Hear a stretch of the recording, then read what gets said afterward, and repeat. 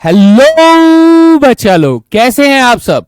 आप सभी का स्वागत करता हूं इस अमेजिंग चैनल डिफेंस वाला पर, जहां पर मैं लेकर आया हूं आप लोगों के लिए मैट्रिसेस एंड डिटरमिनेंट्स का पार्ट 2, जिसके अंदर हम लोग डिटरमिनेंट्स के बारे में बात कर रहे होंगे। तो क्या सर हम मैट्रिसेस के बारे में बात नहीं करेंगे? अरे बेटा एक बात बताओ, जब तक मैट्रिसेस की बात नहीं करेंगे तो तब तक डिटरमिनेंट की बात कैसे करेंगे? सो मैट्रिसेस हम लोगों ने कर लिया, फर्स्ट सेशन के अंदर हम लोगों ने मैट्रिसेस को अच्छे से पढ़ लिया। अब हम लोग डिटरमिनेंट्स को बहुत अच्छे से जानेंगे। इसके अंदर हमारे पास कुछ और चीजें आने वाली हैं जो काफी इंपॉर्टेंट है और पोटेंशियल क्वेश्चंस वहां से बनते हैं। और यहां पर यकीन मानो तो बेटा प्रॉपर्टीज का भंडार है, बाल्टी भर के दूंगा एकदम प्रॉपर्टीज, इतनी सारी प्रॉपर्टीज दूंगा कि याद करते करते फिर आप बोलोगे सर इतनी सारी प्रॉपर्टीज कैसे याद होनी है? बेटा करनी तो पड़ेगी, करनी तो पड़ेगी। अब चाहे जो भी हो बेटा, देखो करना तो पड़ेगा। सो मैं यहां पर आप लोगों को एक्सप्लेनेशन तो दूंगा ही, लेकिन जो मेजर पार्ट होगा, जो हमें सीखने वाला पार्ट होगा, वो हमारे लिए ज्यादा जरूरी है। रेस्ट जो लर्निंग वर्क होगा वो आपकी साइड के लिए है, क्योंकि आपको करना है, आपको एग्जाम देना है। जितनी जल्दी आप उन्हें याद कर लोगे, जितनी जल्दी आप उन्हें अप्लाई करना सीख जाओगे, आप उतना ही बेहतर परफॉर्म कर पाओगे मैट्रिसेस एंड डिटरमिनेंट से। प्रीवियस ईयर क्वेश्चंस भी देखेंगे, आसान मुश्किल एवरेज सारे देखेंगे और बहुत मजेदार सेशन रहेगा। तो भाई ओवरव्यू देखते हैं आज के सेशन में मैं कैसे कैसे जाने वाला हूं, वो अच्छे से जान लो बेटा। आज कोफैक्टर एंड एडजॉइंट मैट्रिक्स के बारे में बात करेंगे कि कोफैक्टर कैसे निकालते हैं और एडजॉइंट मैट्रिक्स कैसे बनाते हैं। फिर हम लोग जाएंगे प्रॉपर्टीज ऑफ डिटरमिनेंट्स के बारे में कि सर डिटरमिनेंट्स की कौन कौन सी प्रॉपर्टीज हैं जिनके ऊपर सवाल बनते हैं, रेगुलरली बनते हैं और मतलब बार बार बनते हैं बेटा, बार बार बनते हैं। और फिर लास्ट में बेटा इनवर्स ऑफ मैट्रिक्स और solution of system of linear equation भी पूरा कर जाएंगे। तो यहां से हमारा कंप्लीट रिविजन हो जाएगा पूरे डिटरमिनेंट चैप्टर का। तो इसी के साथ सबसे पहले मैं शुरुआत करूंगा आप लोगों का माइनर एंड कोफैक्टर्स के साथ। बेटा देखो, माइनर एंड कोफैक्टर को अगर हम लोग बात करें तो ये कह रहा है कि सर माइनर एमआईजे, किसी भी एलिमेंट का माइनर अगर आप निकालना चाहते हो, यानी एआईजे एलिमेंट का माइनर निकालना चाहते हो, तो आपको डिटरमिनेंट निकालना है। किसका डिटरमिनेंट निकालना है? Obtained by deleting the ith row and the jth column. Sir समझ में नहीं आया है ना, मेरे को मालूम है बेटा नहीं समझ में आएगा, जब तक मैं करके नहीं बताऊंगा तब तक कैसे समझ में आएगा। तो चलो निकालना सीखते हैं सर। निकालना सीखेंगे, कैसे सीखेंगे भाई? देखो सीधी सी बात है, हम लोग कहेंगे सर सपोज करो हमारे पास कोई ए मैट्रिक्स है जिसमें मैंने ऐसे करके लिख दिया 1 2 3 4 5 6 7 8 और 10, मैंने ऐसे करके एक मैट्रिक्स लिख दिया। अब मैं चाहता हूं, मैं इसके माइनर्स निकालना चाहता हूं। तो माइनर्स कैसे निकालना है दोस्त, बड़े आराम से सीखना, बहुत अच्छे से सिखाऊंगा, लेकिन आप लोगों को फोकस रखना है पूरा का पूरा। तो सर अगर मेरे पास इस मैट्रिक्स के अंदर 9 एलिमेंट्स है तो क्या मुझे 9 माइनर्स मिलेंगे? हाँ बेटा 9 माइनर्स मिलेंगे। माइनर्स आप लोगों को कैसे निकालने बेटा? 9 माइनर्स आएंगे, यानी M11 आ जाएगा, M12 आ जाएगा, M13 आ जाएगा। So these will be the 3 minors of first row elements. ठीक है, सिमिलरली बेटा M21 आ जाएगा, M22 आ जाएगा, M23 आ जाएगा। ओके दोस्त, और फिर उसके बाद M31 आ जाएगा, M32 आ जाएगा और M33 आ जाएगा। तो यही सबसे मुश्किल काम है बेटा। अगर आपको ये सारा खेल समझ में आ जाता है, एक बार प्रोसेस समझ में आ जाता है, तो आप बड़े ही आराम से, बड़े ही मक्खन तरीकों से माइनर को निकाल रहे होगे, मेंटली कैलकुलेट कर रहे होगे। तो चलिए आराम से देखिए सर, जब मैं M11 निकालने की बात कर रहा हूं तो मैं इसका मतलब A11 की बात कर रहा हूं। A11 की बात कर रहे हो तो बेटा A11 का रो और A11 का कॉलम, यानी उसका रो और कॉलम को भूल जाओ। तो अब आपके पास 4 नंबर बच रहे होंगे बेटा, वो है 5 6 8 और 10। क्या बच रहे हैं? 5 6 8 और 10। तो सर यहां पर हम लोग डिटरमिनेंट निकाल देंगे 5 6 8 और 10 का। तो 5 10 जा 50 माइनस 48, कितना आ जाएगा दोस्त?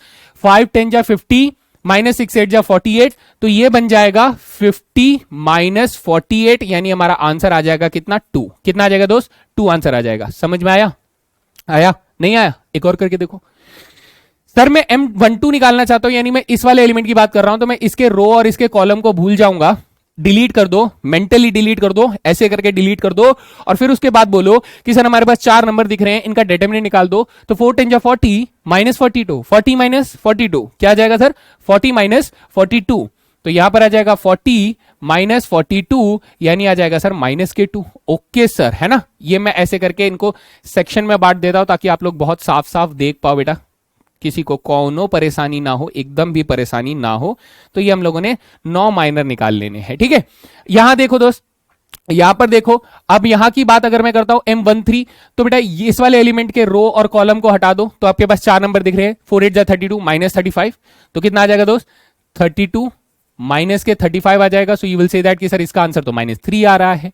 तो आगे मैं थोड़ा तेजी से अगर आपको निकाल के दूं तो ये रो और कॉलम को हटा दो, 2 10 जा 20 माइनस 24, 20 माइनस 24 है ना, कितना आ रहा है दोस्त, 2 10 जा 20 माइनस 8 3 जा 24, तो ये आ गया 20 माइनस 24, तो सर आंसर माइनस के 4 आ गया। ओके, 2 2 के लिए निकालोगे तो इसका रो और कॉलम हटा दो, सर 10 माइनस 21 हो जाएगा, 10 माइनस 21 तो सर माइनस के 11 हो जाएगा।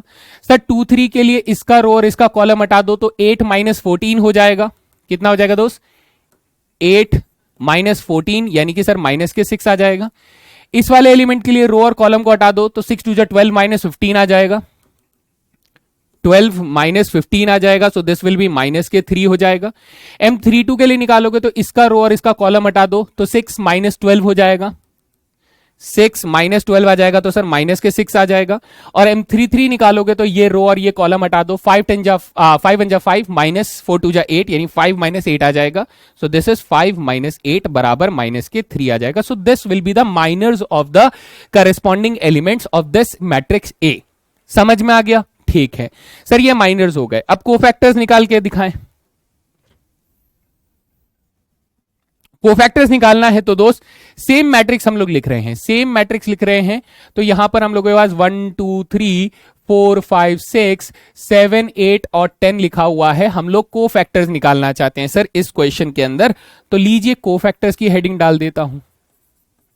सो कोफैक्टर्स कितने होंगे सर, 9 एलिमेंट से तो 9 कोफैक्टर्स होंगे, यानी C11 होगा, C12 होगा, C13 होगा, C21 होगा, C22 होगा, C23 होगा, C31 होगा, C32 होगा और C33 होगा। दोस्त ये सब मेरे क्या होंगे, कोफैक्टर्स को रिप्रेजेंट करने वाले नोटेशंस हो जाएंगे सर। रेस्पेक्टिव एलिमेंट्स के कोफैक्टर्स आप इस तरीके से डिनोट करोगे, ठीक है सर, ठीक है, बात समझ में आ जाती है।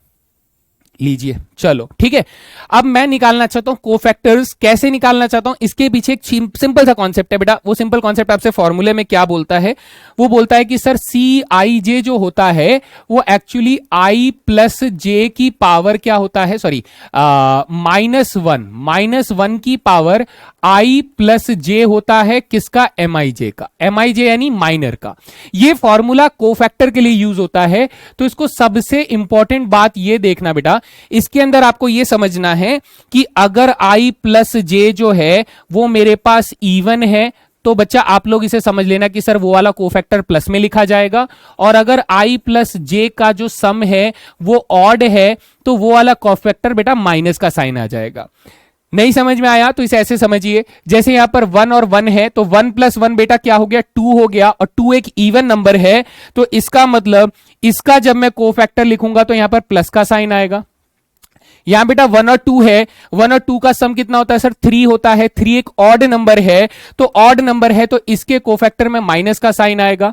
ये 1 और 3 सर 4 हो जाएगा तो यहां प्लस का साइन आएगा, ये माइनस का साइन आएगा, ये प्लस का साइन आएगा, ये माइनस का साइन आएगा, ये प्लस का साइन आएगा, ये माइनस का साइन आएगा और ये प्लस का साइन आ जाएगा। क्या ये बेसिक सी बात सभी को समझ में आ जाती है दोस्त, है ना, ये बेसिक सी बात सबको समझ में आ जाती है। अब मुझे कुछ नहीं करना है, अब मुझे माइनर की वैल्यू को एज इट इज चिपका देना है। कैसे सर, ध्यान से देखना, इधर देखना, सबसे इंपॉर्टेंट खेल यहीं पर है कि सर माइनर की वैल्यू हमने निकालनी आती है, दैट इज 2, तो यहां पर क्या लिख देंगे सर, यहां पर लिख देंगे 2। ओके सर, माइनर की वैल्यू हमने निकाली माइनस के 2, तो यहां पर हम लोग लिख देंगे माइनस के 2, तो माइनस माइनस बेटा कितना हो जाएगा, प्लस के 2 हो जाएगा। सर माइनर की वैल्यू कितनी निकाली, माइनस के 3, तो यहां पर माइनस के 3 लिख दोगे तो बेटा आपका रिजल्ट माइनस के 3 हो जाएगा, है ना। सर यहां पे माइनर की वैल्यू आई माइनस के 4, तो यहां पर माइनस के 4 लिख दोगे तो बेटा ये हो जाएगा प्लस के 4, कितना हो जाएगा बेटा, प्लस के 4 हो जाएगा। और यहां पर माइनर की वैल्यू माइनस के 11 है, तो यहां सर माइनस के 11 रख देंगे तो हमारा आंसर माइनस के 11 आ जाएगा। यहां माइनस के 6 है तो यहां माइनस के 6 रख दोगे तो आपका आंसर बेटा 6 हो जाएगा। आगे चलते हैं सर, यहां पर माइनस के 3 है तो यहां पर माइनस के 3 रख देंगे तो हमारा आंसर माइनस के 3 हो जाएगा। यहां पर माइनस के 6 है तो यहां माइनस के 6 रख दोगे तो आपका आंसर बेटा 6 हो जाएगा। यहां पर माइनस के 3 है तो यहां माइनस के 3 रख दोगे तो आपका आंसर -3 हो जाएगा। So all these will be the cofactors. ये क्या हो जाएंगे दोस्त, ये हमारे कोफैक्टर्स हो जाएंगे। बहुत सीधा सा हिसाब है कि सर अगर हमें माइनर निकालना आता है तो कोफैक्टर सिर्फ प्लस और माइनस से फर्क होता है, और वो प्लस और माइनस कैसे डिसाइड करेंगे सर, वो प्लस और माइनस हम लोग ऐसे डिसाइड करेंगे कि आई और जे का सम जो है वो इवन है तो प्लस आएगा और ऑड है तो माइनस आएगा। ये काम हम लोग 2x2 मैट्रिक्स के साथ भी कर सकते हैं। 2x2 मैट्रिक्स कुछ ज्यादा ही आसान हो जाएगा, जिसे ऐसे समझिए कि सर अगर मान लीजिए मैंने कोई ए मैट्रिक्स ऐसे बनाया है जिसमें मैंने 1 2 3 4 लिख दिया हूं, ठीक है सर। अब अगर मैं माइनर्स निकालना चाहता हूं इसके, तो माइनर्स के लिए सर डिटरमिनेंट निकालने के लिए नंबर्स बचने भी तो चाहिए, नहीं बचेंगे तो क्या करेंगे, वही नंबर लिख देंगे। यानी इसके 4 एलिमेंट्स है तो सर M11 M12 आना चाहिए, M21 और M22 आना चाहिए, यही 4 माइनर्स निकलेंगे। तो आप कहिए सर M11 की बात कर रहे हैं तो इसके रो और कॉलम को हटा दो तो बचा सिर्फ 4, तो सर इसका डिटरमिनेंट कितना हो जाएगा, 4। कितना हो जाएगा दोस्त, 4 हो जाएगा। M12 की बात करें तो बेटा ये वाले एलिमेंट का रो और कॉलम हटा दो तो बचा कितना, 3, तो यहां पर कितना आ जाएगा दोस्त, यहां पर आ जाएगा 3। M21 की बात करें तो इसके रो और कॉलम को हटा दो तो बेटा कितना बचा, 2 बचा, यानी यहां पर आ जाएगा हमारे पास 2। और M22 की बात करें तो बेटा ये वाले एलिमेंट का रो और कॉलम हटा दो तो बचा 1, यानी सर हमारे पास आ जाएगा सिर्फ 1। तो ये हो गए हमारे क्या बच्चे, माइनर्स हो गए 4, ठीक है, 4 माइनर्स ले लिए। सर इनका कोफैक्टर्स भी निकाल कर दिखाइए। कोफैक्टर्स के लिए हमने कहा कि सर जैसे हम लोग माइनर्स निकालते हैं वैसे ही कोफैक्टर्स निकालते हैं, बस फर्क क्या होता है, C11 C12 C21 और C22 जो है सर ये वाला इवन सम दे रहा है तो यहां पर प्लस में रहने देना, ये ऑड सम दे रहा है तो माइनस में कर देना, ये ऑड सम दे रहा है तो माइनस में कर देना, और ये इवन सम है तो प्लस में कर देना। तो माइनर यहां पर कितना आ रहा है सर, 4 आ रहा है तो इसका आंसर हो जाएगा प्लस के 4। यहां आंसर 3 आ रहा है तो ये बन जाएगा माइनस के 3। यहां आंसर 2 आ रहा है तो ये बन जाएगा माइनस के 2, और यहां आंसर 1 आ रहा है तो ये 1 ही रहेगा। तो ये हो जाएंगे हमारे चारों के चारों cofactors of the respective elements, है ना दोस्त, ठीक है। सभी को समझ में आ गया कि सर माइनर और कोफैक्टर निकालना बिल्कुल हलवा काम है, चाहे वो 2x2 का हो चाहे वो 3x3 का हो, जस्ट बेसिक डिटरमिनेंट्स निकालने हैं आपको, बेसिक आइडिया सभी को समझ में आ जाता है, ठीक है। ये सब आप लोगों ने सीखा ही हुआ है, लेकिन एक बार रिफ्रेश करने के लिए मैं आप लोगों को बता देता हूं। अब देखो बेटा यहां पर ना एक लाइन लिखी हुई है, जो लाइन आप लोगों के लिए सच में बहुत इंपॉर्टेंट है, जरा ध्यान से देखिएगा, बहुत ध्यान से देखिएगा। क्या बोल रहा है सर, ये बोल रहा है कि sir evaluation of determinant using cofactors. क्या बोल रहा है, evaluation of determinant using cofactors. तो इसके अंदर बोल क्या रहा है सर, इसके अंदर अगर आप ध्यान दोगे तो देखो कुछ चीजें लिखी हुई है, क्या कि a determinant of a square matrix can also be obtained by the sum, by the sum, है ना, सम ऑफ क्या सर, द सम ऑफ क्या, the sum of products of elements and its corresponding cofactors of a row or a column. किसी row या column के corresponding element और corresponding cofactors के products का सम अगर निकालते हैं तो वो मेरे पास डिटरमिनेंट की वैल्यू देता है। नहीं समझ में आया, चलो ऐसे देखो इसको कैसे देखो, ऐसे देखो।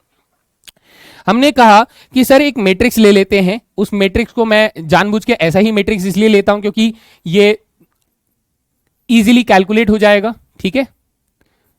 बाकी कैलकुलेशन में टाइम लगेगा तो हमारे पास टाइम तो बहुत कम है भाई। 1 2 3 ले लिए, 4 5 6 ले लिए, 7 8 और 10 ले लिए, तो आप यहां से कहोगे कि सर इस मैट्रिक्स का जो डिटरमिनेंट है वो हमारे पास -3 आना चाहिए। कितना आना चाहिए, -3 आना चाहिए। आप लोग चेक कर लीजिएगा दोस्त, -3 आता है नहीं आता है।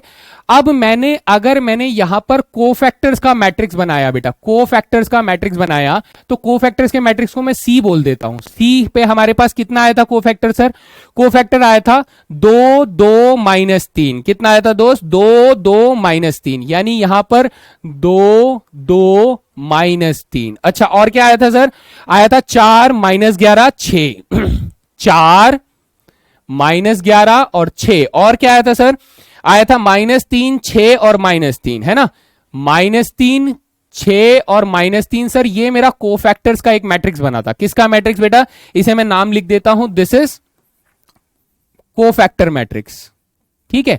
हालांकि ऐसा कोई मैट्रिक्स आपको बनाने की जरूरत नहीं है, लेकिन मैं इसे समझाने के लिए बोल रहा हूं कि ये कोफैक्टर मैट्रिक्स है।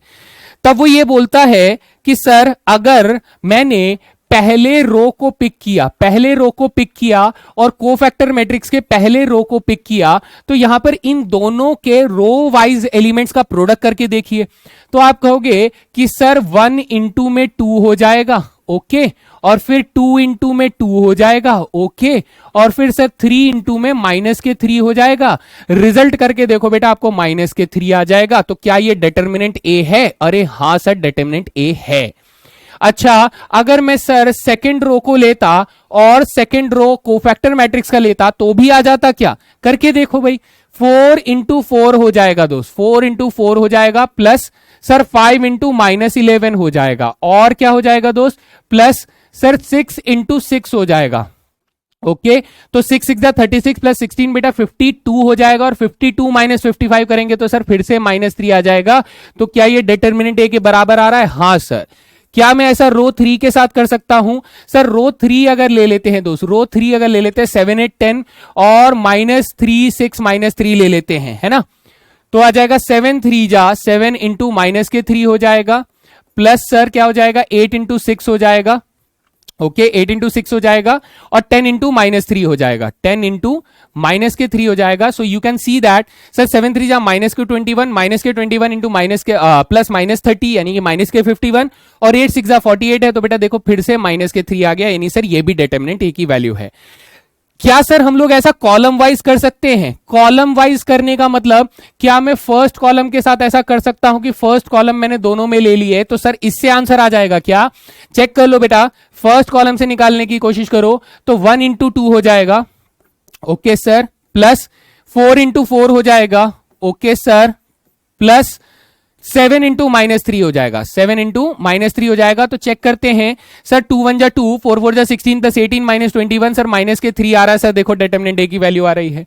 लेकिन जो सबसे बड़ा कंफ्यूजन होता है बच्चे को वो ये कि क्या सर हम लोग इसे डायगोनली देख सकते हैं, डायगोनली ऐसे करके ले सकते हैं क्या इन एलिमेंट्स को, ऐसे करके हमारे पास डिटर्मिनेंट आएगा या नहीं आएगा? तो चेक कर लो भाई, चेक कर लो, है ना, चेक कर लेते हैं।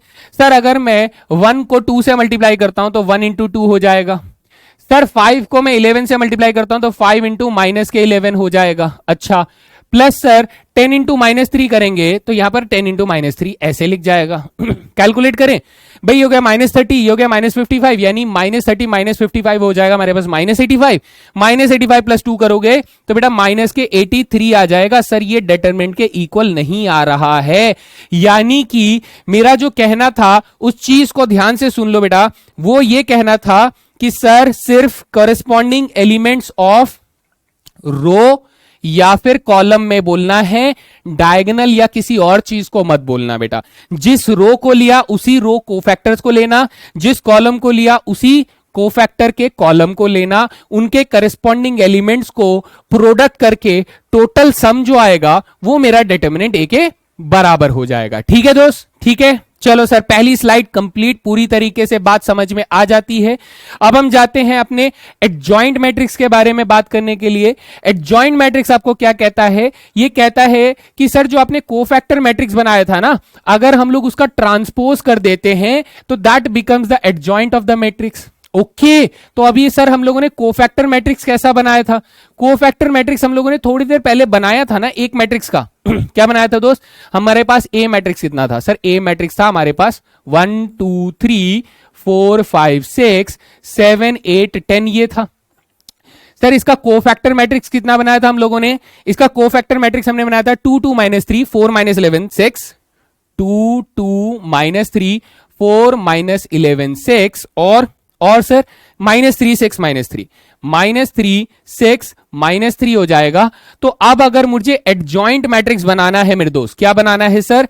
एडजॉइंट मैट्रिक्स बनाना है, एडजॉइंट ए ऐसे करके बनाना है, तो मैं क्या करूंगा? मैं सी मैट्रिक्स का ट्रांसपोज कर दूंगा, कोफैक्टर मैट्रिक्स का ट्रांसपोज कर दूंगा, तो मेरा आंसर क्या हो जाएगा? मेरा आंसर हो जाएगा 2 2 -3 ऐसे लिखेंगे, 4 -11 6 ऐसे लिखेंगे, -3 6 -3 ऐसे लिखेंगे। तो सर ये क्या थोड़ा सा लेंदी प्रोसेस नहीं है? है बेटा, थोड़ा सा लेंदी प्रोसेस है, यकीनन लेंदी प्रोसेस है। तो हम लोग क्या करेंगे? हम लोग कोफैक्टर्स को निकालेंगे, मेंटली निकालेंगे और उसको डायरेक्टली ट्रांसपोज करके लिखेंगे। मैं कर सकता हूं, यह बात मैं अभी साबित करूंगा, और मैं आपसे चाहता हूं कि अगर मैं कर सकता हूं तो इसका मतलब दोस्त आप भी कर सकते हो। कर सकते हो ना? भरोसा है? सर पहले आप तो करके बताओ। चलो मैं करके बताऊंगा, पहले मैं करके बताऊंगा, पहले मैं करके बताऊंगा। भाई ए मैट्रिक्स हम लोग बना लेते हैं कुछ भी सिंपल सा, 1 2 1 ले लेते हैं, -1 2 3 ले लेते हैं, 0 2 और 1 ले लेते हैं। This is the matrix. Okay, अब मैं इसका कोफैक्टर मैट्रिक्स ना बनाकर डायरेक्टली एडजॉइंट मैट्रिक्स बनाऊंगा। डायरेक्टली एडजॉइंट मैट्रिक्स बनाऊंगा तो देखिए ध्यान से कि मैं मेंटली कितनी सारी चीजें लेकर चल रहा हूं। बेटा आप लोग समझो इस बात को कि हमारा जो दिमाग है वो एक तरीके का प्रोसेसर है ना। जैसे पहले हमारे पास एक जमाने में क्या आया करता था, सिंगल कोर प्रोसेसर आया करते थे, पेंटियम 4 होते थे, फिर धीरे धीरे नए जमाने में ड्यूअल कोर आया, फिर क्वाड कोर आया, फिर ऑक्टा कोर आया, फिर अभी पता नहीं क्या क्या आ रहा है, पता नहीं कौन कौन से प्रोसेसर्स आ रहे हैं, 32 कोर चला रहे हैं। तो हमारा दिमाग भी बेटा हमें भी क्या करना है, dual core, quad core, octa core करके चलना है, हमें एक साथ बहुत सारी कैलकुलेशन लेकर चलनी है। तो क्या करेंगे जरा देखो भाई, हमने कहा कि सर अगर मुझे फर्स्ट एलिमेंट का कोफैक्टर ढूंढना है तो मैं इसे और इसे हटा दूंगा, तो आंसर हो जाएगा सर 2 - 6 - 4। कितना हो जाएगा बेटा, -4 हो जाएगा। तो -4 हो जाएगा तो मैं -4 यहीं पर लिख देता हूं। ओके सर, फिर ये वाले एलिमेंट का जो कोफैक्टर होगा वो सर ऐसे और ऐसे हटा दो, तो ये हो जाएगा -1, ये हो जाएगा 0। लेकिन इस वाले एलिमेंट में बेटा एक नेगेटिव साइन आता है, याद रखा है कि नहीं, जल्दी बताओ, याद है कि यहां पर एक माइनस का साइन आता है। तो सर अभी रिजल्ट मेरा -1 आ रहा है, -1 0 -1 -0 यानी -1। सर उसका नेगेटिव ले लेंगे तो -1 का नेगेटिव कितना हो जाएगा, 1 हो जाएगा। अब सबसे बड़ा खेल समझो कि अगर आपने बेटा 1 को यहां लिख दिया तो आपने क्या किया, कोफैक्टर मैट्रिक्स बनाया, लेकिन आपने इस 1 को यहां लिख दिया तो आपने इसका मतलब ट्रांसपोज कर दिया। तो अब आप कहां जा रहे हो सर, एडजॉइंट मैट्रिक्स के पास जा रहे हैं, यानी अब आप डायरेक्टली एडजॉइंट मैट्रिक्स लिख रहे हो, है ना। डायरेक्टली मैं एडजॉइंट मैट्रिक्स लिख रहा हूं दोस्त, बिल्कुल लिख रहे हो। फिर सर इस वाले एलिमेंट का देखें तो रो और कॉलम हटा दो, तो सर -2 -0 हो जाएगा। -2 -0 सर माइनस के 2 आएगा, और इसमें साइन सर प्लस का ही रहता है। तो अब -2 मैं यहां ना लिखकर कहां लिखूंगा, नीचे लिखूंगा ट्रांसपोज के फॉर्म में, तो -2 इधर आ जाएगा। ठीक है सर, इस एलिमेंट का यहां से ये हटा दो, ये हटा दो, तो 2 1 2 -2 सर 0 हो जाएगा। तो 0 का नेगेटिव सर 0 ही होता है, तो इसे मैं यहां लिख दूंगा। नेक्स्ट एलिमेंट, इसे और इसे हटा दो, तो 1 1 1 -0 सर कितना हो जाएगा, 1 हो जाएगा। यहां पर कोई साइन चेंज नहीं होता है तो 1 यहां पर लिख देंगे। फिर इस एलिमेंट का इसे और इसे हटा दो, तो 2 1 2 -0 सर 2 हो जाएगा, लेकिन यहां माइनस का साइन आएगा तो ये -2 हो जाएगा। इसका हटा दो यहां से और यहां से, 2 3 6 -2 कितना हो जाएगा बेटा, 4 हो जाएगा, है ना। 4 हो जाएगा तो यहां पर 4 लिख देंगे। इस एलिमेंट को निकालो तो इसे और इसे हटा दो, तो 3 1 3 +1 सर 4 हो जाएगा, लेकिन यहां माइनस का साइन आएगा तो दिस विल बी -4। और यहां इसे और इसे हटा दो तो 1 2 2 +2 सर 4 आ जाएगा, और यहां पर माइनस का साइन नहीं आता है तो प्लस का 4 हो जाएगा। लीजिए बेटा मैंने adjoint A without finding the cofactors, मतलब बिना लिखे मैंने आपके सामने तैयार किया है। So it's not that much difficult जैसा कि आप लोगों को फील हो सकता है, लेकिन अगर मैं कर सकता हूं तो यकीनन बेटा दुनिया में कोई भी इंसान कर सकता है, और उनमें आप भी बिलोंग करते हो। ठीक है, मैं अगर कर सकता हूं, it's just need some practice यार, it's just need some practice. मुझे बच्चे बताते हैं सर एडजॉइंट इतना मुश्किल है, इतना लंबा प्रोसेस है, ये है वो है, फला है डिमका है, लेकिन कर सकते हो बेटा। थोड़ी सी मेहनत लगेगी, मेहनत आपको ही करनी है। मैंने तो कर लिया है ना, मैं बार बार वही बात बोलता हूं, मैंने तो कर लिया। लेकिन अब मैं आपको एक ट्रिक और दे देता हूं बेटा। हो सकता है आप में से बहुत सारे बच्चे जानते हैं कि सर 2x2 मैट्रिक्स में एक ट्रिक लगती है कि अगर यहां पर हमारे पास सपोज करो A, B, C, D ऐसे करके लिखा हुआ, और ये एक 2x2 मैट्रिक्स है, तो हम लोग एडजॉइंट बी मैट्रिक्स ना बिल्कुल मजाक मजाक में निकाल सकते हो। सर कैसे सर, मजाक तो बिल्कुल अच्छा नहीं लगता है, लेकिन ये अच्छा लगेगा। देखो ये अच्छा लगेगा। इसमें क्या करना है, आपके पास जो ये डायगोनल एलिमेंट्स है ना दोस्त, ये डायगोनल एलिमेंट्स को आपको क्या करना है सर, इनको कर देना है इंटरचेंज। क्या करना है सर, इनको कर देना है इंटरचेंज। अच्छा, और जो नॉन डायगोनल एलिमेंट्स हैं यानी ये वाले, इन दोनों एलिमेंट्स को आपको क्या कर देना है बेटा, साइन चेंज। क्या करना है दोस्त, साइन चेंज कर देना है। ये आपके पास ट्रिक है। तो सर हमारा आंसर क्या हो जाएगा, हमने कहा सर ए और डी को अगर इंटरचेंज करना है तो डी इधर आ जाएगा, ए इधर आ जाएगा। सर बी और सी के साइन चेंज करने हैं तो -b और -c ऐसे हो जाएगा। अरे वाह, तो इसका मतलब सर अगर मेरे से कोई क्वेश्चन में डायरेक्टली कोई सी मैट्रिक्स ऐसे दे देता है, 1 2 3 4 दे देता है, तो कितनी देर लगेगी आपको एडजॉइंट सी मैट्रिक्स बनाने में। सर एडजॉइंट के लिए हम लोग कहेंगे कि हमें क्या करना है सर, हमें ये डायगोनल एलिमेंट्स को इंटरचेंज करना है और इन दोनों एलिमेंट्स को साइन चेंज करना है। तो हमारा आंसर हो जाएगा कि सर 1 और 4 अपनी जगह इंटरचेंज कर लेंगे तो 4 1 हो जाएगा। 3 और 2 के सर साइन चेंज हो जाएगा तो -3 और -2 हो जाएगा। So this will be the adjoint C matrix, है ना। समझ में आ गया दोस्त? बिल्कुल समझ में आ गया कि सर 3x3 मैट्रिक्स का थोड़ा सा मुश्किल हो सकता है, प्रैक्टिस कर लेंगे, लेकिन 2x2 मैट्रिक्स का जो एडजॉइंट है वो सर बड़े आसानी से निकल आता है। डायगोनल एलिमेंट्स को इंटरचेंज कर देना, नॉन डायगोनल एलिमेंट्स को साइन चेंज कर देना। बेटा नॉन डायगोनल एलिमेंट्स का साइन चेंज कर देना, बस उनको इंटरचेंज मत करना। ये गलती मत करना कि उन्हें इंटरचेंज कर दो दूसरे का साइन चेंज कर दो, फिर तो हो लिया बेटा, हो लिया, सब बेकार हो जाएगा। सर एडजॉइंट का काम समझ में आ गया, एडजॉइंट निकालना आ गया। अब ये कुछ एडजॉइंट की प्रॉपर्टीज है दोस्त, इसमें मैं मार्क कर देता हूं कि आपके सबसे इंपॉर्टेंट कौन से हैं। पहला बेटा ये आपके पास ये इंपॉर्टेंट है, इसके ऊपर सवाल आ चुका है। ये इंपॉर्टेंट है सर, इसके ऊपर सवाल आ चुका है। ये इंपॉर्टेंट है बेटा, ये रिवर्सल लॉ है, मैं इसके ऊपर एक्सप्लेनेशन अभी आपको देता हूं, ठीक है। और कौन सा इंपॉर्टेंट है बेटा, ये आपका इंपॉर्टेंट है, इसके ऊपर सवाल आ जाएगा, पोटेंशियल क्वेश्चन आ सकता है। और कौन सा इंपॉर्टेंट है बेटा, ये वाला एक इंपॉर्टेंट है और ये वाला एक इंपॉर्टेंट है। इनके ऊपर आगे सवाल आ सकते हैं, आगे सवाल आ सकते हैं। अभी तक इनके ऊपर सवाल नहीं आए हैं तो चांसेस हैं कि इनके ऊपर सवाल आगे आने वाले किसी क्वेश्चन पे बन जाए, तो इनको अच्छे से पढ़ लीजिएगा। मैं आपको थोड़ा सा एक्सप्लेनेशन देता हूं इस वाले के हिसाब से। बेटा जैसे हम लोग जानते हैं प्रॉपर्टी के बेसिस पे, ठीक है, इस चीज को ऐसे याद रखना कि सर मैं एक ही जगह पे लिख रहा हूं भाई, एक ही जगह पे लिख रहा हूं तो दैट कहीं पर गुम ना हो। मैं आज की क्लास में दोबारा बताऊंगा इस चीज को।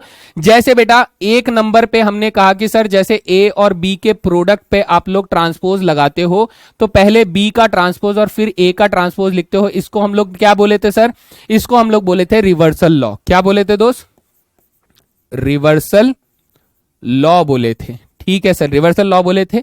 दूसरी जगह पर अगर आप बात करो तो बेटा इसी तरीके से ये कहता है कि सर अगर मैंने ए और बी के प्रोडक्ट का एडजॉइंट ढूंढने की कोशिश करी, ए और बी के प्रोडक्ट का एडजॉइंट ढूंढने की कोशिश करी, तो वो बेटा वो एडजॉइंट बी पहले लिखा जाएगा और उसके बाद बेटा एडजॉइंट ए लिखा जाएगा, यानी इधर भी रिवर्सल लॉ ही लग रहा है।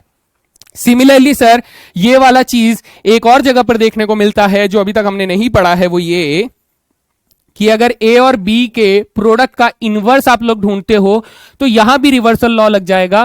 पहले बी इनवर्स लिखा जाएगा और फिर बेटा ए इनवर्स लिखा जाएगा। तो ये तीनों लॉ एक जगह पे लिखे हैं जिनको हम लोग रिवर्सल लॉ के नाम से अगर याद रखें तो हमारे लिए बहुत आसान होगा कि सर ये ट्रांसपोज में भी काम करता है, ये एडजॉइंट में भी काम करता है और ये हमारा इनवर्स ऑफ मैट्रिक्स के ऊपर भी सेम मेथड में ही काम कर रहा होता है ना। चलो भाई ठीक है सर, ये सारी की सारी प्रॉपर्टीज आप लोगों ने क्या करनी है बेटा, स्क्रीनशॉट ले लो, ठीक है, बिकॉज यहां से क्वेश्चंस बनेगा तो मुझे याद करना कि सर हाँ सर ने बोले थे कि इन प्रॉपर्टीज के ऊपर क्वेश्चन बन सकते हैं, पोटेंशियल क्वेश्चंस बन सकते हैं, तो स्क्रीनशॉट रेडी है सर, ठीक है। चले फिर आगे चलो सर, एडजॉइंट निकालना आ गया है। अब हम लोग जा रहे हैं कुछ बेसिक प्रॉपर्टीज ऑफ डिटरमिनेंट में। पहली प्रॉपर्टी हमसे क्या कह रहा है सर, पहली प्रॉपर्टी ये कह रहा है कि ट्रांसपोज का जो डिटरमिनेंट होता है वो डिटरमिनेंट ए के बराबर होता है, ठीक है। ये इंपॉर्टेंट है बेटा, इन सब के ऊपर सवाल आ चुके हैं कि डिटरमिनेंट ऑफ ए बी जो होता है, यानी दो मैट्रिसेस का प्रोडक्ट का अगर डिटरमिनेंट ढूंढते हो तो आपको अलग से उनका प्रोडक्ट करके डिटरमिनेंट ढूंढने की जरूरत नहीं है। आप दोनों मैट्रिसेस के डिटरमिनेंट का प्रोडक्ट कर दो, यानी determinant A into determinant B कर दो।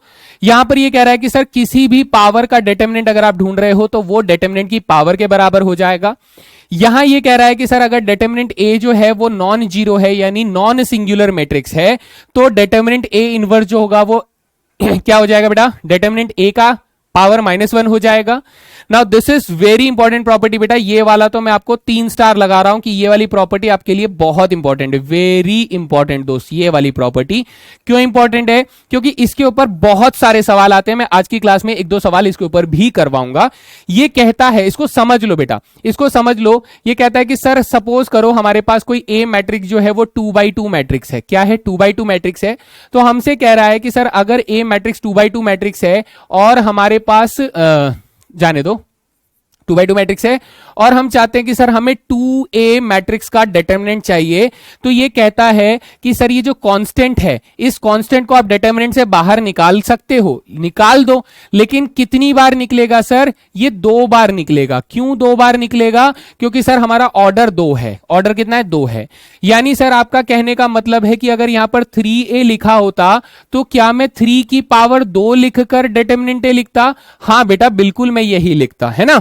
दूसरी कंडीशन में ये देखो कि सर अगर मेरे पास कोई मैट्रिक्स बी है, उसका ऑर्डर जो है वो 3/3 है, तब आप मुझे ये बोलोगे कि सर अगर मैं ट्वाइस ऑफ बी का डिटर्मिनेंट ढूंढना चाहता हूं तो 2 की पावर इस बार कितना हो जाएगा बेटा, 3 हो जाएगा और डिटर्मिनेंट बी आ जाएगा। और अगर आपने यहां पे 4 टाइम्स ऑफ बी लिखा हुआ है तो हमें 4 की पावर 3 लिखना होगा और डिटर्मिनेंट बी लिखना होगा। क्यों? क्योंकि सर ऑर्डर 3/3 है, तो वो ऑर्डर जो है वो बाहर उतनी बार, जितनी बार ऑर्डर है उतनी बार वो कांस्टेंट बाहर आएगा। बहुत बेसिक सा लॉ है। लास्ट बेटा यहां से इस चीज को भी थोड़ा सा हम लोग ध्यान रख लेंगे कि सर अगर ए नॉन जीरो मैट्रिक्स है, बी जो है वो नॉन जीरो मैट्रिक्स है, लेकिन उनका प्रोडक्ट जो है वो एक जीरो मैट्रिक्स है, तो सर इसका मतलब ये हुआ, इसका मतलब कुछ यहां पर गलत लिखा हुआ है कि डिटर्मिनेंट ए और डिटर्मिनेंट बी दोनों में से कोई ना कोई एक जरूर जीरो होगा। या तो डिटर्मिनेंट ए जीरो होगा या तो डिटर्मिनेंट बी जीरो होगा। इस चीज को हम लोग कैसे समझ सकते हैं दोस्त? हम लोग ये समझ सकते हैं कि सर अगर मेरे पास ए बी मैट्रिक्स जो है वो जीरो मैट्रिक्स है, तो इसका मतलब ए बी मैट्रिक्स का जो डिटर्मिनेंट होगा वो भी जीरो होगा। सर अगर ए बी मैट्रिक्स का डिटर्मिनेंट जीरो है तो मैं प्रॉपर्टी का इस्तेमाल करके, कौन सी प्रॉपर्टी बेटा? इस वाली प्रॉपर्टी का इस्तेमाल करके determinant A multiply determinant A बराबर जीरो लिख सकता हूं। तो आप कहेंगे सर या तो डिटर्मिनेंट ए जीरो हो जाए या फिर डिटर्मिनेंट बी जीरो हो जाए, बस यही तो लिखा हुआ है। सिंपल है ना सर, है ना, एकदम सिंपल है सर। प्रॉपर्टीज ऑफ डिटर्मिनेंट्स भी समझ में आ गए, चोखा एकदम। इनको हम लोग लगा लेंगे। तो स्क्रीनशॉट ले लिए होंगे आप लोगों ने, स्मार्ट बच्चे हैं एकदम। अब ये बेटा कुछ एनसीईआरटी की प्रॉपर्टीज हैं जिनको अगर आप समझ लेते हो तो थोड़ा फायदे में रहोगे। हालांकि बहुत ज्यादा यूज नहीं है, लेकिन स्टिल मैं थोड़ा थोड़ा आप लोगों को बता देता हूं। ये प्रॉपर्टी बेटा यही लिखी हुई है कि ए ट्रांसपोज का डिटर्मिनेंट जो है वो डिटर्मिनेंट ए के बराबर होता है। अगर आप इस डिटर्मिनेंट को जानते हैं कि इसका आंसर -3 है, तो बेटा इसका आंसर भी -3 ही आ रहा होगा और इन दोनों का आंसर क्या हो जाएगा बेटा? बराबर हो जाएगा। यानी अगर मैं किसी मैट्रिक्स का डिटर्मिनेंट निकालता हूं तो उसके ट्रांसपोज का भी डिटर्मिनेंट सर बराबर आएगा। This is the basic idea, ठीक है। ये वाला देखो क्या कह रहा है, ये कह रहा है कि सर अगर एनी टू रोज या फिर कॉलम्स क्या किए जाएं सर? इनको कर दिया जाए इंटरचेंज मतलब सर एक दूसरे की जगह बदल दी जाए, ठीक है। तो क्या होगा? तो सर हमारा डिटर्मिनेंट का जो वैल्यू होगा गेट्स मल्टीप्लाइड बाय -k1, यानी आप अगर इधर ध्यान से देखो तो बेटा क्या हो रहा है कि हमने 7 वाली रो को, 7, 8 और 10 वाली रो को 4, 5 और 6 वाली रो के साथ क्या किया बेटा? इंटरचेंज कर दिया। इंटरचेंज हम लोग कैसे लिखते हैं बेटा? इंटरचेंज लिखते हैं कि अगर ये मेरा रो नंबर 2 है दोस्त, ये मेरा रो नंबर 3 है दोस्त, तो इसका मतलब हम लोग लिखेंगे इसको कैसे? हम लोग लिखेंगे कि सर R2 को इंटरचेंज कर दिया गया R3 से, R2 को R3 से इंटरचेंज कर दिया गया, तो ये दोनों ने अपनी जगह बदल दी। तो जैसे ही ये दोनों अपनी जगह बदल देंगे तो आपका एक माइनस का साइन एक्स्ट्रा आ जाएगा, यानी जो वैल्यू होगी वो माइनस के साइन से मल्टीप्लाई हो जाएगी। तो मैंने एग्जाम्पल सभी के दिए हुए हैं दोस्त, आप लोग सभी के सभी डिटर्मिनेंट को कैलकुलेट करके सभी प्रॉपर्टीज को वेरीफाई करोगे। कसम खाओ, अभी कसम खाओ, ठीक है। जल्दी बताओ कि सर लिखेंगे पक्का। हमें सारे के सारे, आप इतनी मेहनत कर रहे हो तो थोड़ी मेहनत तो सर हमें भी करनी चाहिए। हम लोग सारे के सारे डिटर्मिनेंट्स को खुद अपने आप, अपने हाथों से, अपने पेन से, बेटा किसी का पेन मांगकर मत करना, है ना, वो गलत बात है, फिर वो बहुत बुरी बुरी गालियां देता है कि पेन ले गया, बताओ।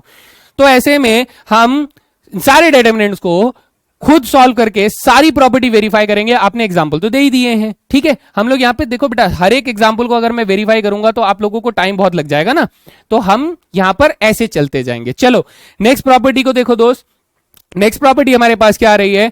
नेक्स्ट प्रॉपर्टी कह रहा है कि सर अगर ऑल रोज और कॉलम्स को क्या कर दिया जाए, ऑल रोज या फिर कॉलम्स को इंटरचेंज कर दिया जाए, then the value of determinant remains unchanged. क्या बोल रहा है सर? रिमेन्स अनचेंज्ड, यानी वैल्यू वैसी की वैसी रहती है। इधर ध्यान से देखो बेटा, हमने क्या किया, 1 वाली पोजीशन को इधर ले आए। क्या कर दिया सर? 1 वाली पोजीशन को इधर ले आए, 1 को इधर ले आए सर, 4 को इधर ले आए और 7 को बेटा इधर ले आए, यानी तीनों को इंटरचेंज कर दिया। यानी मैंने क्या किया दोस्त, मैं आपको बताता हूं। मैंने R1 को सबसे पहले किससे एक्सचेंज कर दिया सर? R2 से एक्सचेंज कर दिया।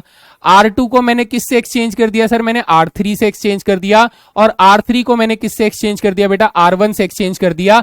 यानी मैंने सभी के सभी रोज या सभी के सभी कॉलम्स को अगर इंटरचेंज किया होता तो सर इसकी वैल्यू अगर -3 आ रही है तो इसकी वैल्यू भी -3 ही आएगी। ये आपका काम है वेरीफाई करने का, है ना? ठीक है सर, ठीक है, ओके, कर लेंगे। ये वाली प्रॉपर्टी हो गई।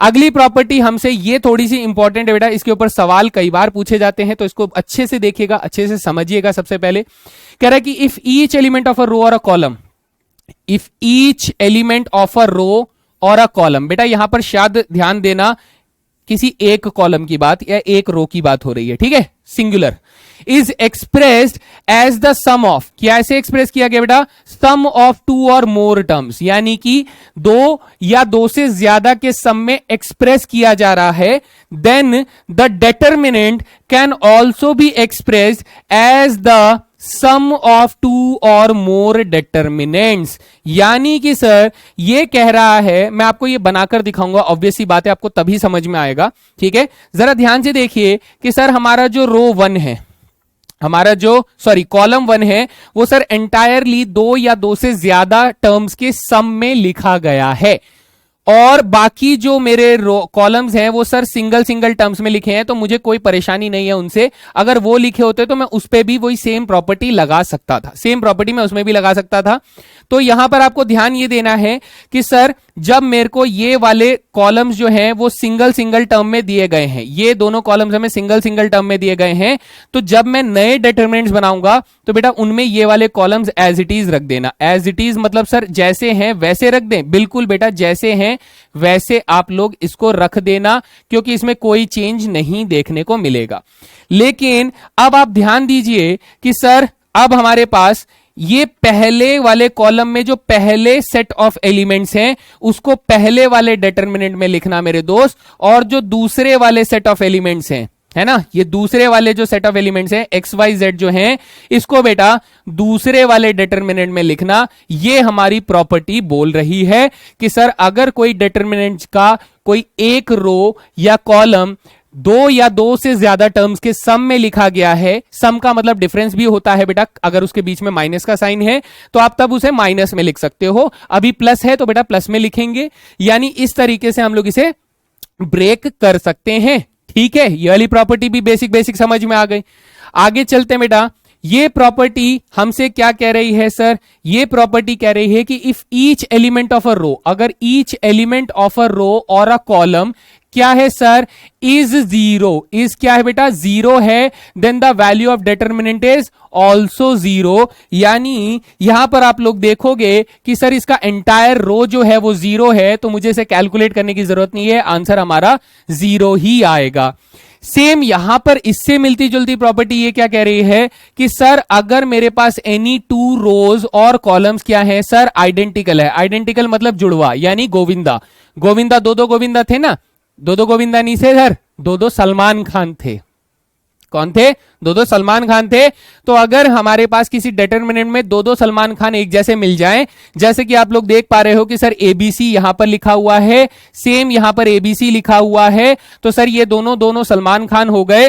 तो ये बोलना चाहता है कि सर उस कंडीशन में हमारे डिटरमिनेंट की वैल्यू क्या हो जाएगी सर? 0 हो जाएगी। नो नीड टू कैलकुलेट, हमारा आंसर सर 0 हो जाएगा। ये हमारा तरीका है ना? बात समझ में आ गई? सर आइडेंटिकल हुआ तो डायरेक्टली लिखने का है, डायरेक्टली। इसी से मिलता जुलता एक और कॉन्सेप्ट निकल कर आता है, वो ये कि सर अगर एनी 2 रोज या कॉलम्स जो है वो एक दूसरे से प्रोपोर्शनल है, यानी सम अनुपात है। कैसे है बेटा? हिंदी में लिख दें तो सम अनुपात है, ठीक है बच्चा, सम अनुपात है, यानी एक दूसरे से समानुपात रखते हैं, प्रोपोर्शनल रखते हैं, then the value of determinant is again 0। यानी सर इस बार सलमान खान नहीं मिल रहा है, इस बार हमें एक छोटा सलमान खान मिल रहा है और एक बड़ा सलमान खान मिल रहा है। यानी आप देखोगे कि सर ये 2 टाइम्स ऑफ कोई सीक्वेंस है और ये 3 टाइम्स कोई सीक्वेंस है, तो इनका रेशियो कितना बन रहा है बेटा? 2:3 का रेशियो बन रहा है। यानी एक थोड़ा गिट्ठा सलमान खान और एक लंबा सलमान खान, तो एक 2 टाइम्स है, एक 3 टाइम्स है। अगर ये रेशियो में पाए गए तो तो भी सर डिटरमिनेंट मेरा कितना हो जाएगा, डायरेक्टली आप लोग जीरो बोल देना दोस्त, डायरेक्टली जीरो बोल देना।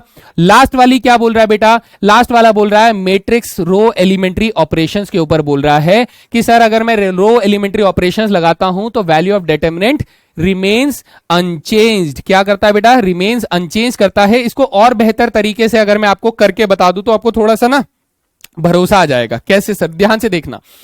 मैं एक ए मैट्रिक्स लेता हूं, ए मैट्रिक्स हमारे पास फिर से वही लेते हैं सर, 1 2 3 4 5 6 7 8 और 10 देते हैं। ठीक है सर, यही मैट्रिक्स आप चिपकाते रहोगे पूरी वीडियो में, यही चिपकाऊंगा। क्या कर लोगे, यही चिपकाऊंगा।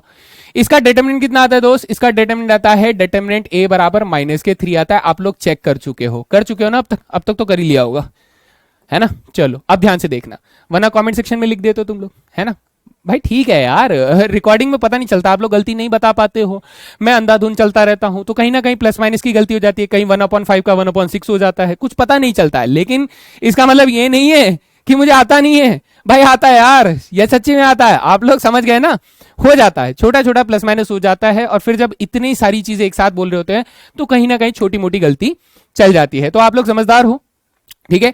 तो इसी के साथ अगर मैं ए मैट्रिक्स ऐसे लिख रहा हूं तो अब मैं क्या कर रहा हूं बेटा, देखो आपको अलाउड है कोई भी रो के साथ, कोई भी रो के साथ सर, कोई भी रो के साथ मतलब R1 हो, R2 हो, R3 हो, कोई भी रो के साथ आप ऑपरेशन कर सकते हो। कैसा सर, किसी भी रो को किसी भी कांस्टेंट से मल्टीप्लाई कर दीजिए। यानी कि आपने यहां पर ए से मल्टीप्लाई कर दिया, यहां पर बी से मल्टीप्लाई कर दिया, यहां पर सी से मल्टीप्लाई कर दिया, और इनको बेटा आप प्लस माइनस कर सकते हो, प्लस माइनस कर सकते हो, प्लस माइनस कर सकते हो। ऐसा आपको करना अलाउड है। सर फिर से बताओ, हमने क्या कहा सर, किसी भी रो को मतलब आर आयत रो, कोई सा भी रो ले लो बेटा, इसको आप लोग ऑपरेट कर सकते हो। कैसे कि रो 1 को आपको मन कर रहा है ए से मल्टीप्लाई करने का, आप इसे प्लस माइनस कर दो, बी के साथ बेटा रो 2 को प्लस माइनस कर दो, आप सी के साथ मल्टीप्लाई करके रो 3 को प्लस माइनस कर दो, आप बेटा इसे भी प्लस माइनस कर सकते हो। तो अगर आप ऐसा करते हो तो हमारे डिटरमिनेंट में कोई फर्क नहीं आएगा। सर एक एग्जांपल के साथ बताओ, चलो मान लो मैंने यहां पर आपको बोला कि भाई R1 को क्या कर दो सर, R1 को ना सर 2 टाइम्स ऑफ R3 कर दो, 2 टाइम्स ऑफ R3 कर दो, यानी R1 में R3 का 2 गुना जोड़ दो। R3 का 2 गुना कितना हो जाएगा बेटा, R3 हमारे पास इतना है, R3 का 2 गुना कितना हो जाएगा सर, R3 का 2 गुना हो जाएगा 14 हो जाएगा, 16 हो जाएगा, 20 हो जाएगा। ठीक है सर, और इसमें R1 को जोड़ दो, R1 यानी 1 जोड़ दो सर, 2 जोड़ दो, और क्या जोड़ दो सर, 3 जोड़ दो। तो इससे हमारे पास एक नया मैट्रिक्स बनेगा दोस्त, नया मैट्रिक्स बनेगा। यहां पर आ जाएगा 4 5 6 आ जाएगा, यहां पर 7 8 और 10 आ जाएगा दोस्त। और ये हमारे पास सपोज करो बी मैट्रिक्स बन गया, जिसको मैं रीराइट करूं तो आप लोग क्या बोलोगे, आप बोलोगे कि सर ये हो गया 15, ये हो गया 18, ये हो गया 23, यहां पर आ गया 4 5 6, यहां पर आ गया 7 8 और 10 आ गया दोस्त। ये क्या आ गया, इतना आ गया। तो क्या सर इसका डिटरमिनेंट भी हमारे पास -3 आएगा? भाई निकाल कर देख लेते हैं यार, इससे ज्यादा और क्या बोल सकता हूं मैं तुम लोगों को। मैं तो बोल रहा हूं -3 आएगा, लेकिन चेक कर लो बेटा, डिटरमिनेंट बी अगर आप निकालोगे तो आप कहोगे कि सर सबसे पहले 15 का कोफैक्टर अगर आप निकालते हैं, ठीक है, कोफैक्टर नहीं, आप डिटरमिनेंट सॉल्व करो, ज्यादा दिमाग नहीं लगाने का। सर 15 का प्रोडक्ट आ जाएगा 50 - 48, है ना, तो यहां आ जाएगा 50 - 48, 50 - 48। फिर सर अगला एलिमेंट माइनस में होता है तो -18 टाइम्स क्या आ जाएगा, -18 टाइम्स आएगा 4 10 40 - 42 हो जाएगा। सो दिस इज 40 - 42 हो जाएगा। फिर 23 के लिए करोगे तो 32 - 35 आ जाएगा, तो ये हो जाएगा प्लस के 23 टाइम्स ऑफ 32 - 35 हो जाएगा। तो चलिए कैलकुलेशन करते हैं, थोड़ा सा मुश्किल जरूर होगा। ये हो गया 2, 15 2 जा 30 हो जाएगा। सर ये हो गया -2, तो ये हमारे पास 36 हो जाएगा। ये हमारे पास 23 × 3 बेटा 96 हो जाएगा। कितना हो जाएगा, 23 × -3 96 हो जाएगा, और 18 2 जा 36 हो जाएगा। तब आप मुझे क्या कहेंगे, हम लोगों ने कुछ गलती करी, क्या गलती करी सर? ये हमारे पास कितना होना चाहिए, 23 × 3 बेटा 69 होना चाहिए सर, 96 नहीं 69 होना चाहिए। अब देखो हमारे पास आंसर कितना आ रहा है दोस्त, -3 आ रहा है।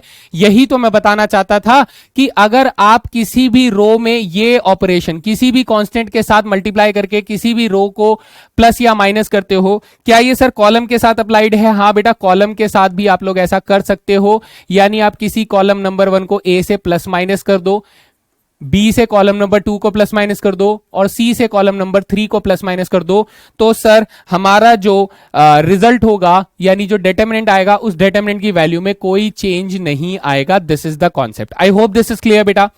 स्क्रीनशॉट ले लो अगर आप लोगों को इसको और अच्छे से प्रैक्टिस करना है। बाकी वेरी इजी क्वेश्चन है। हमने कहा सर रो एलिमेंट्री ऑपरेशन अगर हम लोग लगा रहे हैं, कॉलम एलिमेंट्री ऑपरेशन अगर लगा रहे हैं तो डिटरमिनेंट की वैल्यू चेंज नहीं होती है। यही कॉन्सेप्ट से हम लोग क्लास 12th में इनवर्स ऑफ मैट्रिक्स ढूंढते हैं रो एलिमेंट्री ऑपरेशन या कॉलम एलिमेंट्री ऑपरेशन से, क्योंकि डिटरमिनेंट की वैल्यू चेंज नहीं होती है ऐसा करने से, है ना। चलो ठीक है सर, बात समझ में आ गई, सारी प्रॉपर्टीज हम लोगों को क्लियर हो गई। अब हम एंटर कर रहे हैं बेटा इनवर्स ऑफ मैट्रिक्स में। इनवर्स ऑफ मैट्रिक्स क्या होता है बेटा?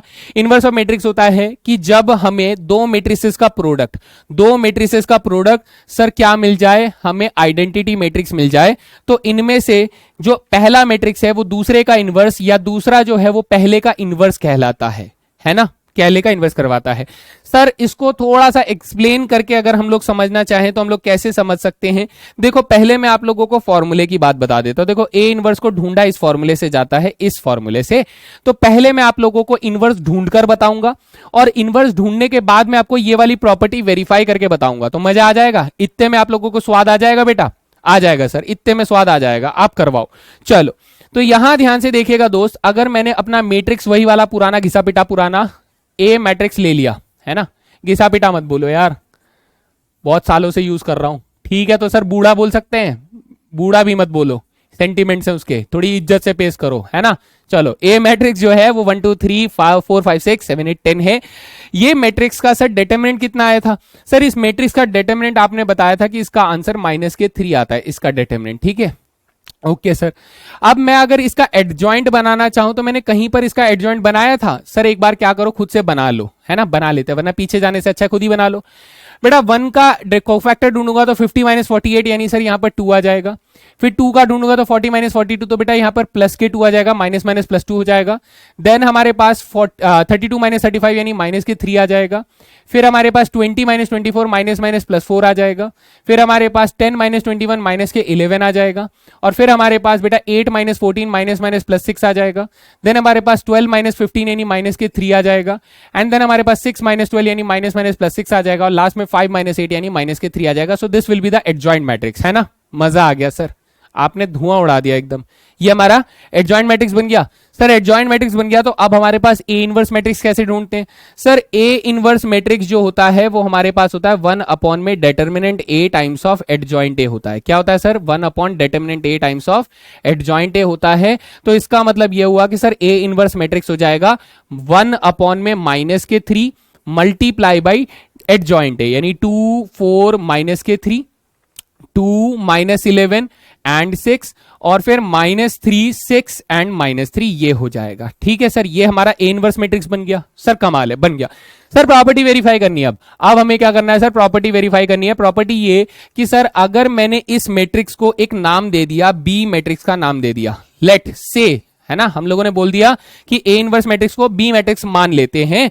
तो बच्चे आप मुझे ए बी मैट्रिक्स का प्रोडक्ट ढूंढ के बता सकते हो? सर ए बी मैट्रिक्स का प्रोडक्ट अगर ढूंढेंगे तो ए मैट्रिक्स है हमारे पास 1 2 3 4 5 6 7 8 और 10 है, ठीक है सर। बी मैट्रिक्स सर हमारा -1/3 है, तो -1/3 को ना मैं पीछे या फिर कहीं पर भी रख सकता हूं। तो मैं अभी के लिए मैं कांस्टेंट है तो सर कांस्टेंट हम लोग आगे रख देते हैं और बी मैट्रिक्स को सर ऐसे रख देते हैं। बी मैट्रिक्स कितना है बेटा? 2 4 -3, ठीक है, 2 -11 6 एंड देन -3 6 -3। सर ये मेरा एडजॉइंट मैट्रिक्स आ गया। ओके ठीक है सर, ठीक है ठीक है ठीक है। एंड देन इसके बाद मेरे को एक बार क्रॉस चेक करना चाहिए कि अगर मैं -363 की बात कर रहा हूं तो ये जगह 4 8 32 -35, बिल्कुल ठीक है, चेक है। अब अगर मैं इनको मल्टीप्लाई करता हूं तो आप कहोगे सर -1/3 अभी भी है, कोनो परेशानी नहीं है। आप प्रोडक्ट करो बेटा पहले रो को पहले कॉलम से, पहले रो को पहले कॉलम से करोगे तो 1 2 2 2 2 4 3 3 -9 यानी 2 + 4 6 -9 सर -3 आ जाएगा। ओके 4 1 4 -22 + 18 सर 0 आ जाएगा। -3 + 12 -9 सर 0 आ जाएगा। 8 + 10 -18 0 आ जाएगा। 16 -55 + 36 -3 आ जाएगा। 4 3 -12 30 -18 जीरो आ जाएगा। तो आप बेटा यहां जीरो और यहां माइनस के 3 आ जाएगा। और जैसे ही आप माइनस के 3 से डिवाइड करेंगे पूरे के पूरे मैट्रिक्स को, तो ये 1 0 0 0 1 0 0 0 1 बन जाएगा, जो कि सर एक आइडेंटिटी मैट्रिक्स है थर्ड ऑर्डर का। तो हमें समझ में आया कि सर अगर ए बी मैट्रिक्स जो है वो एक आइडेंटिटी मैट्रिक्स बनकर आ रहा है, तो इसका मतलब ये हुआ कि बी मैट्रिक्स जो रहा होगा वो सर ए का इनवर्स रहा होगा। यही हमारा इनवर्स ऑफ मैट्रिक्स का डेफिनेशन होता है। मजा आया दोस्त? मजा आया? सर आप तो एकदम बहुत तेजी से कर रहे हो, बहुत प्रैक्टिस की हो लगता है ना? तो बेटा ऐसी प्रैक्टिस आपको भी करनी है, आपको भी करनी है बेटा। ऐसे नहीं आता है, एकदम से नहीं आता है, आपको बहुत मेहनत करनी पड़ेगी, तब आप इस पेस पर आकर इतनी तेजी से कैलकुलेशन वगैरह कर रहे होंगे जैसे मैं कर रहा हूं, है ना? ठीक है भाई, चलो बात समझ में आ जाती है। सर फिर से प्रॉपर्टीज, सर इसमें भी भर के प्रॉपर्टीज हैं। हाँ दोस्त, इसमें भी प्रॉपर्टीज हैं। मुझे आपके लिए बहुत दुख फील होता है, लेकिन क्या करें, करना तो पड़ेगा। सर ये इंपॉर्टेंट प्रॉपर्टी है क्या? नहीं, ये ठीक है, इतना कोई इंपॉर्टेंट नहीं है। ये इंपॉर्टेंट है क्या? हाँ, इसे आप थोड़ा ध्यान रख सकते हो दोस्त, ये आप ध्यान रख सकते हो, इसके ऊपर क्वेश्चन आ चुका है। ये बेटा देखो, रिवर्सल लॉ फिर से लग गया सर, रिवर्सल लॉ फिर से लग गया सर। यहां पर ये वाली प्रॉपर्टी आप लोग ध्यान रख लीजिएगा, क्वेश्चन आ चुका है इसके ऊपर। और ये वाली बेटा हमने पहले ही डिटरमिनेंट की प्रॉपर्टी पे बात कर लिया है, तो ये सभी प्रॉपर्टीज आप लोगों को एक एक करके याद रखनी है, because these are really very important. Potential questions बनते हैं यहां से, पोटेंशियल मतलब पूछे जाने के चांसेस बहुत ज्यादा होते हैं इन क्वेश्चंस के, है ना? चलो ये सब हम लोगों ने स्क्रीनशॉट ले लिए सर। अब इसके बाद हम लोग चलेंगे कहां? Solution of system of linear equations. तो बेटा यहां पर देखो, आप लोगों के लिए दो मेथड्स मैंने लिखे हुए हैं। दो मेथड्स में से कौन सा है? पहला मेथड है बेटा जिसको हम लोग कहते हैं मैट्रिक्स मेथड, और ये मैट्रिक्स मेथड हमें सिखाया जाता है क्लास 12 की एनसीईआरटी में, जो कि बहुत लंबा मेथड है, तो हम लोग इस मेथड को यूज नहीं करते हैं। इस मेथड के हम लोग रिजल्ट को इस्तेमाल करेंगे, लेकिन इस मेथड को यूज नहीं करेंगे। ये होता है बेटा क्रेमर्स रूल, ये हम लोग इस्तेमाल करेंगे जब भी हमें क्या करना होगा, हमें solution of system of linear equation solve करना होगा, तब इस तरीके के क्वेश्चंस के लिए हम लोग क्रेमर्स रूल का इस्तेमाल करेंगे। मैं क्रेमर्स रूल आप लोगों को बनाना सिखा देता हूं, सो दैट आप लोगों को अच्छे से समझ में आ जाए। एक क्वेश्चन और एक क्वेश्चन के माध्यम से आप लोगों की पूरी अंडरस्टैंडिंग तैयार हो जाएगी। दोस्त यहां पर मैं एक क्वेश्चन आप लोगों के सामने अभी इसी वक्त तैयार कर रहा हूं, क्योंकि मैं कोई क्वेश्चन याद करके नहीं बैठता, मैं जनरली क्वेश्चन बनाता हूं और उसको उसी टाइम आप लोगों के सामने सॉल्व करता हूं। ये मेरी खासियत है, क्योंकि क्वेश्चंस बनाने मुझे आते हैं, तो इसका मतलब समझो मेरा कॉन्सेप्ट कितना स्ट्रांग होगा। तो ऐसा ही कुछ होता है कि अगर आप क्वेश्चन खुद से बना पा रहे हैं, तो इसका मतलब आपके स्ट्रांग कॉन्सेप्ट्स हैं। चलो, तो सपोज करो मेरा जो आंसर होता, मेरा आंसर जो होता वो क्या होता सर? x बराबर 1 होता, y बराबर 2 होता और z बराबर -1 होता। अगर मेरा कोई क्वेश्चन होता, कोई ऐसा सिस्टम ऑफ लीनियर इक्वेशन होता, उसका आंसर क्या होता सर? x बराबर 1, y बराबर 2 और z बराबर -1 होता। ये मेरा सॉल्यूशन होता। तो सर मेरे लीनियर इक्वेशन कैसे हो सकते थे? मेरे लीनियर इक्वेशन हो सकते थे दोस्त, जैसे मैंने ले लो बेटा 2x + 3y प्लस z मैंने लिख दिया। 2x + 3y कितना हो जाएगा सर? 2x हो जाएगा 2, 3y हो जाएगा 6, 6 - 1 कर देंगे तो सर ये हमारे पास 7 के बराबर आ जाएगा। सपोज करो बेटा 3x - y - z अगर ले लेते हैं तो कितना हो जाएगा सर? 3x हो जाएगा 3, -2 हो जाएगा 1 और 1 + 1 बेटा कितना हो जाएगा? 2 हो जाएगा। This is another equation. Suppose करो बेटा मैं x + y - z अगर लिखता हूं, तो इस सिचुएशन में x - y - 2z ले लेते हैं दोस्त, -2z ले लेते हैं, तो x + y यानी 1 + 2 हो जाएगा 3, 3 + 2 हो जाएगा बेटा हमारे पास 5, यानी कि हमारे पास कुछ ऐसा set of system of linear equations बन रहे हैं। मुझे पूछा जा रहा है कि sir find the value of x, y and z, find value of x, y, z।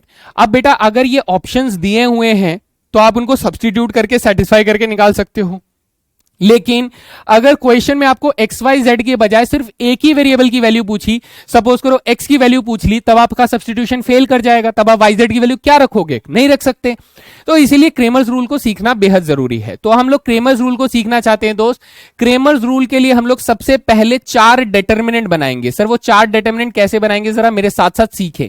आपको 4 डिटर्मिनेंट बनाने बेटा। सबसे पहला डिटर्मिनेंट डी, जो कि सभी के सभी कोफिशिएंट्स लिख देने हैं, यानी 2 3 1, 3 -1 -1, 1 1 माइनस के 2 ये हो जाएगा। ठीक है, ये आपका क्या बन गया दोस्त, ये आपका सबसे पहला डिटर्मिनेंट बन गया डी।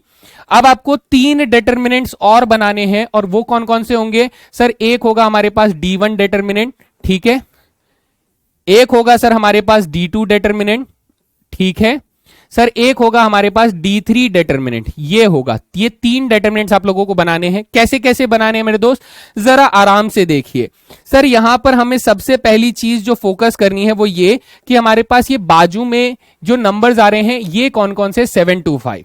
तो 7 to 5 अगर ये हैं तो आपको क्या करना है दोस्त, आपको ये करना है कि आपको 7 to 5 D1 में सबसे पहले वाले कॉलम में लिखना है, D2 में आपको बीच वाले कॉलम में 7 to 5 लिखना है, और D3 में आपको सबसे कोने वाले कॉलम में 7 to 5 लिखना है। सर बाकी कॉलम कैसे लिखेंगे, बाकी कॉलम में जो थे बेटा वही लिख देना है। जो थे मतलब सर यहां पर 3 -1 1 था, तो यहां पर 1 -1 -2 था। यहां पर सर हमारे पास 2 3 1 था, यहां पर 1 -1 -2 था। यहां पर सर 2 3 1 था, यहां पर सर 3 -1 और 1 था। तो ये हमारे तीनों डिटर्मिनेंट्स बन जाएंगे। तो चलिए एक एक डिटर्मिनेंट को सॉल्व करते हैं और आराम से कैलकुलेट करने की कोशिश करते हैं कि इनका आंसर्स क्या आना चाहिए, और फिर देखिए मैं कितने आराम से आप लोगों को आंसर करूंगा। तो यहां पर मुझसे कह रहा है कि सर अगर मैं इसको एक्सपेंशन करता हूं तो ये हो जाएगा 2 + 1 3, यानी यहां पर आ जाएगा 6। ये हो जाएगा -6 + 1 यानी -5, -5 इंटू -3 बेटा +15 आ जाएगा। लास्ट बेटा 3 + 1 4 आ जाएगा, तो +4 आ जाएगा, यानी हमारे पास कितना आया सर, 25 आया। कितना आया दोस्त, 25 आ गया इसकी वैल्यू। यहां पर कैलकुलेट करते हैं दोस्त, यहां करेंगे तो 2 -+1 यानी 3 3 7 जा 21 आ जाएगा। सर -4 + 5 यानी कितना हो जाएगा, 1 बन जाएगा, 1 3 जा -3 आ जाएगा। नेक्स्ट करेंगे 2 1 जा 2 + 5 7 7 1 जा 7 आ जाएगा। तो आप कहेंगे सर 28 में से 3 गए तो 25 आ जाएगा। आगे चलते हैं सर, यहां निकालेंगे -4 + 5 यानी कि 1 आ गया, 1 2 जा सर 2 हो गया। नेक्स्ट 3 2 जा -6 + 1 यानी -5 इंटू -7 प्लस सर 35 आ जाएगा। ओके आगे चलते हैं, 5 3 जा 15 -2 यानी 13 13 1 जा सर 13 हो जाएगा, यानी प्लस के 13 आ जाएगा। तो आप कहेंगे सर यहां से मेरा आंसर कितना आ रहा है, 50 आ रहा है। ओके यहां चलते हैं सर, यहां निकालिए -5 -2 यानी -7 इंटू 2 -14 आ जाएगा। 15 - 2 यानी 13 13 3 जा -39 आ जाएगा। ओके और लास्ट 3 1 जा 3 + 1 4 4 7 जा 28 हो जाएगा। तो आप कहेंगे सर 39 में से 14 अगर चले गए तो मेरे पास 25 बचेगा, वो भी -25 बचेगा।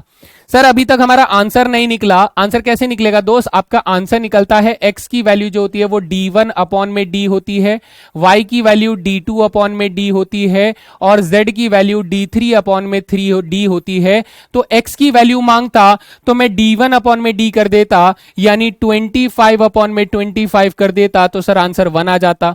मैं D2/d करता तो y की वैल्यू आ जाती, यानी कि सर 50 को 25 से भाग देता तो सर 2 आ जाता, और D3 की वैल्यू -25 आई है तो डिवाइड बाई 25 करूंगा तो सर -1 आ जाएगा। और आप लोग बोलोगे कि सर अब मुझसे कोई भी वैल्यू मांग ले मैं तीनों को निकाल सकता हूं। बस ये याद रखना कि अगर आपसे x मांगा है तो आप सिर्फ ये वाला और ये वाला डिटरमिनेंट बनाओगे, अगर आपसे सिर्फ y मांगा है तो आप ये वाला और ये वाला डिटरमिनेंट बनाओगे, ये दोनों को नहीं बनाओगे। और अगर आपसे z मांग रहा है तो आप ये वाला और ये वाला डिटरमिनेंट बनाओगे, इन दोनों को नहीं बनाओगे। क्यों, क्योंकि सर जरूरत ही नहीं है ना यार, जरूरत ही नहीं, अपना समय थोड़ी ना बर्बाद करोगे। मैंने पूरा इसलिए निकाला सो दैट आप लोगों को ये इंश्योर हो जाए कि सर हाँ ये क्रेमर्स रूल इस तरीके से काम कर रहा है। डन है बेटा, यहां तक मुद्दा क्लियर है कि सर हम थोड़ी सी प्रैक्टिस करेंगे तो हमारे लीनियर इक्वेशंस जो है वो सॉल्व हो जाएंगे।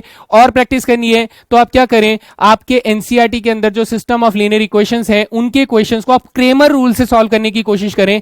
याद रखें कि आप लोगों को बोर्ड्स में अगर आप सीबीएसई 12 दे रहे हैं दोस्त तो ये क्रेमर्स रूल वहां मत लगा देना बेटा, पूरा का पूरा ऐसे फाड़ के कॉपी काटा जाएगा, कॉपी फट जाएगी, इतनी बुरी तरीके से काटा जाएगा। तो ये क्रेमर्स रूल सिर्फ तभी लगाएं जब आप इंडिया का एग्जामिनेशन दे रहे हो, बोर्ड्स में गलती से भी ना लगाएं। ठीक है चलें आगे चलते हैं सर। अब इसके कुछ रिजल्ट्स हैं बेटा जो कि आप स्टैंडर्ड फॉर्मेट में याद रख लो। सर स्टैंडर्ड फॉर्मेट में कंसिस्टेंसी का कॉन्सेप्ट होता है। कंसिस्टेंसी का मतलब क्या होता है कि सॉल्यूशन है या नहीं है। ध्यान से देखना मेरे दोस्त, ध्यान से देखना मैं क्या कह रहा हूं। कंसिस्टेंसी क्या होती है सर, कंसिस्टेंसी ठीक है, स्पेलिंग ठीक है। तो यहां से हम लोग कहेंगे सर इसके दो पार्ट होते हैं, कौन सा? एक तो सर इनकंसिस्टेंट जिसे बोलोगे आप, इनकंसिस्टेंट, और दूसरा पार्ट क्या होता है सर? दूसरा पार्ट होता है कंसिस्टेंट। ठीक है, इनकंसिस्टेंट का मतलब होता है सर नो सॉल्यूशन। क्या होता है दोस्त? नो सॉल्यूशन होता है। और इसका पार्ट भी क्या होता है सर? इसका पार्ट भी हम लोग नो सॉल्यूशन को ही बोलते हैं। हमारे पास जब कोई सॉल्यूशन नहीं निकल कर आता है उसको हम लोग इनकंसिस्टेंट बोलते हैं। लेकिन इसके बेटा दो पार्ट और निकलते हैं। पहला पार्ट हमारे पास, कंसिस्टेंट को हम लोग क्या बोलते हैं दोस्त? कंसिस्टेंट को बोलते हैं हैज ए सॉल्यूशन, यानी इसमें हमारे पास सॉल्यूशन होता है। तो सर कितने तरीकों से सॉल्यूशन होता है बेटा? दो तरीकों से सॉल्यूशन होता है। एक में हम लोग बोलते हैं कि सर यूनिक सॉल्यूशन होता है, यानी एक्स वाई जेड की परफेक्ट वैल्यू आप लोगों के पास होती है। जैसे पिछले क्वेश्चन में एक्स की वैल्यू 1, वाई की वैल्यू 2 और जेड की वैल्यू -2 थी, वो इसे यूनिक सॉल्यूशन बोलते हैं। और यहां पर सर हमारे पास अगला जो सॉल्यूशन होता है वो होता है infinite many solutions. Infinitely many solutions होते हैं, यानी सर इसमें इतने सॉल्यूशंस होते हैं कि हम लोग गिन नहीं सकते। इनफाइनाइट सॉल्यूशंस होते हैं, लेकिन सॉल्यूशन होते हैं तो इसीलिए इसे कंसिस्टेंट की सॉल्यूशन में डाला जाता है।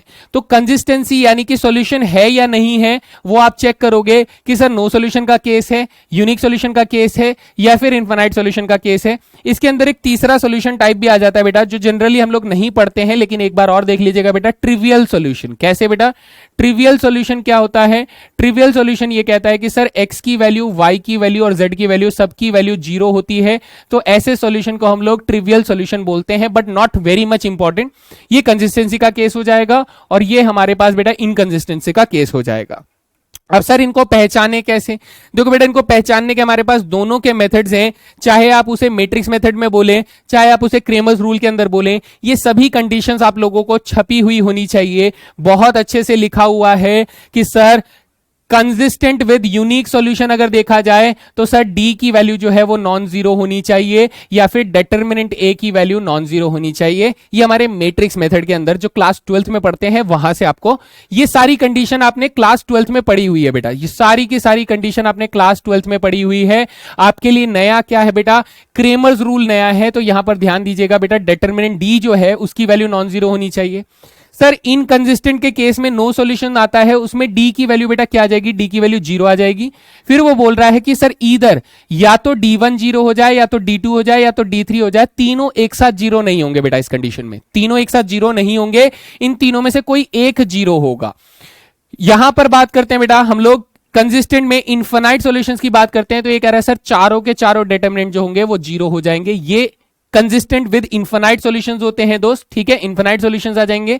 यहां पर आप कहोगे सर कंसिस्टेंट और ट्रिवियल सॉल्यूशन की बात हो रही है, तो ट्रिवियल सॉल्यूशन में आप बोलेंगे कि सर डी नॉन जीरो होना चाहिए, बाकी तीनों डिटरमिनेंट जो है वो 0 होने चाहिए। ये आप लोग याद रख सकते हैं। सिमिलरली बेटा आप मैट्रिक्स मेथड में इसकी कंडीशंस को याद रख सकते हैं। दोनों में से कोई सा भी फ्रीली आपके काम करेगा, ज्यादा एप्लीकेबल बेटा मैट्रिक्स मेथड करेगा। क्लास 12 के कॉन्सेप्ट से हम लोग कई बार नो सॉल्यूशन और इनफाइनाइट मेनी सॉल्यूशंस के बीच में एक मेजर डिफरेंस देखते हैं कि सर नो सॉल्यूशन के अंदर डिटरमिनेंट ए 0 होता है, तो इनफाइनाइट सॉल्यूशन में भी डिटरमिनेंट 0 होता है। लेकिन वहीं पर नो सॉल्यूशन के अंदर बेटा एडजॉइंट ए और बी का जो प्रोडक्ट होता है वो नॉन जीरो होता है, और इनफाइनाइट सॉल्यूशन में एडजॉइंट ए और बी का जो प्रोडक्ट होता है वो 0 होता है, इधर नॉन जीरो होता है। तो ये मेजर डिफरेंसेस हैं जो मेरे हिसाब से आप लोगों को पता होने चाहिए। और यहां पर हमारा सारा का सारा कॉन्सेप्ट जो है वो तैयार हो जाता है। अब हम बिल्कुल रेडी हैं क्वेश्चंस लगाने के लिए, तो गाइस शुरू करें। करो सर, करो करो करो करो। ये रहा सबसे पहला सवाल, देखो एकदम हल्का सवाल है। ये कह रहा है कि sir what should be the value of x so that the matrix does not have an inverse. Sir inverse नहीं है का मतलब क्या होता है मेरे दोस्त? इसको फॉर्मूले से एक्सप्लेन करते हैं। हम जानते हैं सर इनवर्स जो है वो 1 अपॉन में determinant A times of adjoint A होता है। हम कहेंगे कि सर ये फॉर्मूला जो है वो तब हम लोग ऐसे बोल सकते हैं कि when determinant A is equal to 0, इसका मतलब sir A inverse does not exist। क्यों सर, क्यों? बेटा देखो कॉमन सेंस वाली बात है, थोड़ा दिमाग लगाओगे तो आपको भी समझ में आ जाएगा, वरना मैं तो बता ही रहा हूं। सर डिटरमिनेंट की वैल्यू 0 रख दोगे तो यहां पर डिटरमिनेंट की जगह 0 रख दोगे तो 1/0 नॉट डिफाइंड हो गया ना, 1/0 नॉट डिफाइंड हो गया। तो सर इसका मतलब A इनवर्स एग्जिस्ट नहीं करेगा, हमारे पास नॉट डिफाइंड हो जाएगा। और फिर हम लोग कहते हैं कि सर व्हेन डिटर्मिनेंट ए जो है वो नॉन जीरो होता है, तब हम लोग बोलते हैं कि सर ए इनवर्स एग्जिस्ट। ठीक है, ए इनवर्स एग्जिस्ट हो जाएगा। तो ये दो बातें बेटा अपने दिमाग में सेट कर लो अच्छे से कि ये दोनों इंपॉर्टेंट है। हमें बोल रहा है कि sir A inverse does not exist होना चाहिए। अगर sir A inverse does not exist होना चाहिए तो यहां पर जो ए मैट्रिक्स हमें दिया गया है दैट इज 2 4 -8 और x दिया गया है ना, 2 4 -8 x दिया गया है। तो ये जो मैट्रिक्स बन रहा है दोस्त, इसका डिटर्मिनेंट क्या होना चाहिए सर? जीरो होना चाहिए, क्योंकि इनवर्स डज नॉट हैव बोल रहा है। तो इसका मतलब सर इसका इनवर्स हो जाएगा 2x माइनस माइनस प्लस 16, नहीं सर 34 हो जाएगा, 32 हो जाएगा equal to 0। So you can say that कि सर 2x बराबर माइनस के 32 हो जाएगा और x की वैल्यू माइनस के 16 हो जाएगा। So option number B is the correct answer, है ना दोस्त। सीखने को मिला कि सर डिटर्मिनेंट ए अगर जीरो हुआ तो A inverse does not exist, और डिटर्मिनेंट ए नॉन जीरो हुआ तो ए इनवर्स एग्जिस्ट करेगा। इस क्वेश्चन में सर हमें बोला कि इनवर्स एग्जिस्ट नहीं करना चाहिए, सो उस हिसाब से हमने डिटर्मिनेंट ए को जीरो रख दिया। ठीक है, चलें अगले सवाल में। चलो सर, ये देखो अगला सवाल आपसे क्या बोल रहा है। ये कह रहा है, प्रॉपर्टी बेस पे पूछा गया है कि B जो है वो एक नॉन सिंगुलर मैट्रिक्स है। यानी गिवन हमें क्या दिया है दोस्त? गिवन हमें ये दिया है कि B जो है वो एक नॉन सिंगुलर मैट्रिक्स है, यानी B का जो डिटर्मिनेंट है वो नॉन जीरो है। और कह रहा है A is a square matrix. Sir एक स्क्वायर मैट्रिक्स है, then the value of determinant B inverse A B बताइए। इधर देखिए क्वेश्चन बेटा आपसे पूछ रहा है कि determinant of B inverse A B हमें बताइए। बेटा प्रॉपर्टी याद है आप लोगों को, मैंने कहा था कि A और B के डिटर्मिनेंट अगर आप निकालते हैं तो आप determinant A multiply determinant B लिख दोगे। सो इसी प्रॉपर्टी को हम लोग यहां पे यूज करें तो आप कहोगे सर ये डिटर्मिनेंट ऑफ B इनवर्स हो जाएगा, बी इनवर्स हो जाएगा, मल्टीप्लाई डिटर्मिनेंट ए हो जाएगा, मल्टीप्लाई डिटर्मिनेंट बी हो जाएगा। एक और प्रॉपर्टी बेटा याद करो, क्या मैंने ये बताया था कि डिटर्मिनेंट ए इनवर्स जो होता है वो 1 अपॉन डिटर्मिनेंट ए के बराबर होता है अगर डिटर्मिनेंट ए नॉन जीरो है तो। अगर डिटर्मिनेंट ए नॉन जीरो है तो सर डिटर्मिनेंट बी तो नॉन जीरो है, ये बात मुझे मालूम है।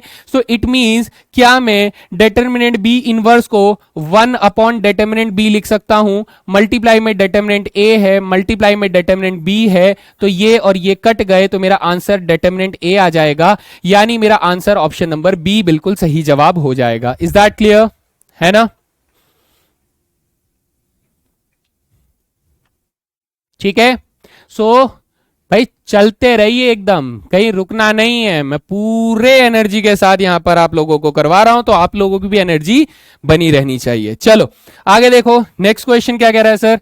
नेक्स्ट क्वेश्चन कह रहा है कि सर अगर ए मैट्रिक्स ये है और डिटर्मिनेंट ए क्यूब जो है वो 125 है तो अल्फा की वैल्यू बताइए।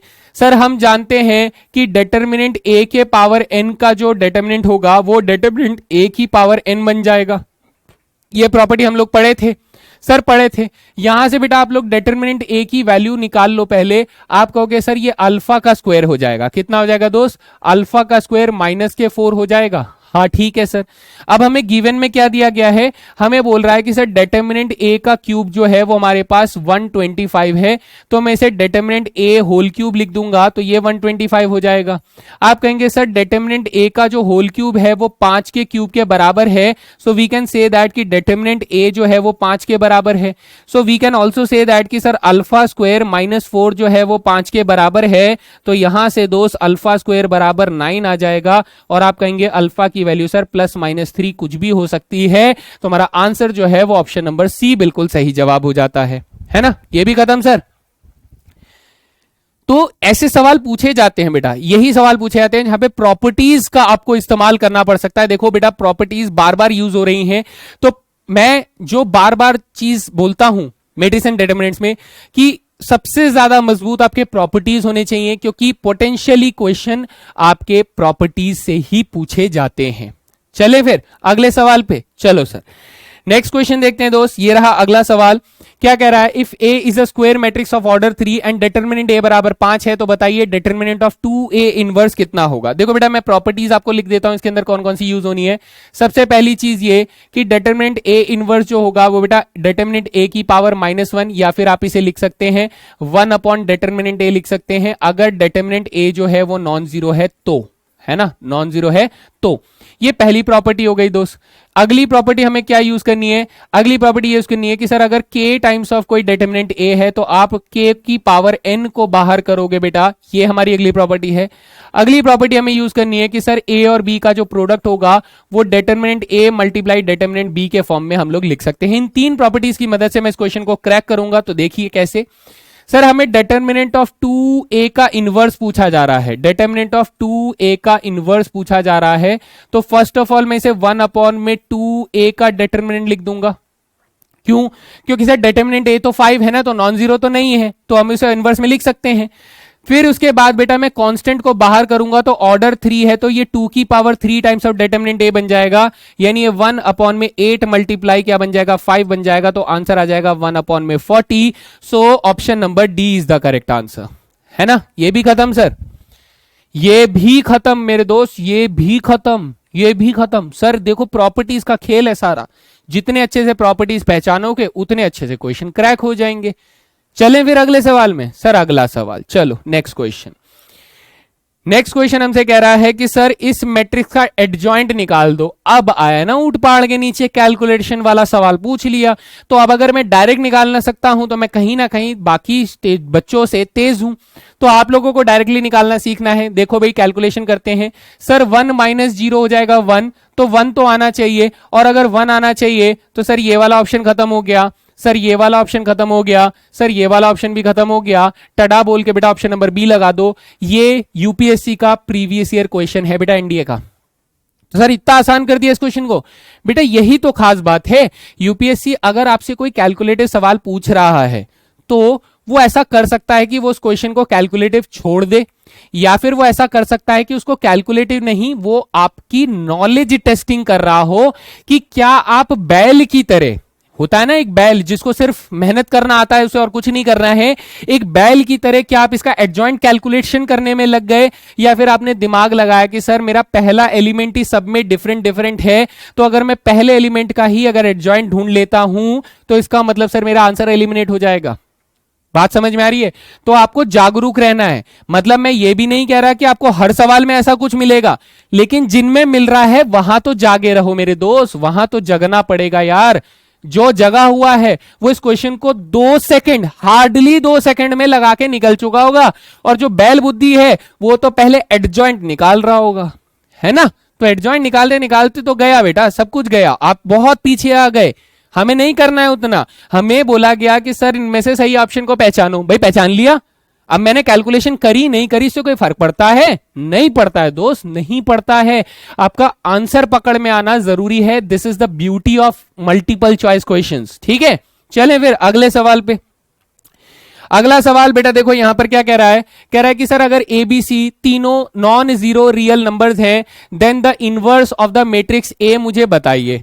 अब देखो थोड़ा सा कैलकुलेटिव सवाल मुझे दिख रहा है। सबसे पहले मैं इसे देखकर बोल सकता हूं कि सर ये एक डायगोनल मैट्रिक्स है ना, डायगोनल मैट्रिक्स है। तो सर इसका डिटरमिनेंट निकालने में मुझे बिल्कुल भी समय नहीं लगना चाहिए। इसका डिटरमिनेंट हो जाएगा प्रोडक्ट ऑफ डायगोनल एलिमेंट्स, यानी ए इंटू बी इंटू सी, यानी एबीसी हो जाएगा। कितना हो जाएगा दोस्त? एबीसी हो जाएगा। विद इन सेकेंड्स में इसका डिटरमिनेंट निकाल लूंगा। ठीक है, फिर आप बोलोगे कि सर इसका एडजॉइंट निकालना पड़ेगा इनवर्स ढूंढने के लिए, तो एडजॉइंट मैट्रिक्स बेटा निकालो, थोड़ा सा टाइम लग सकता है लेकिन निकालो इस बार।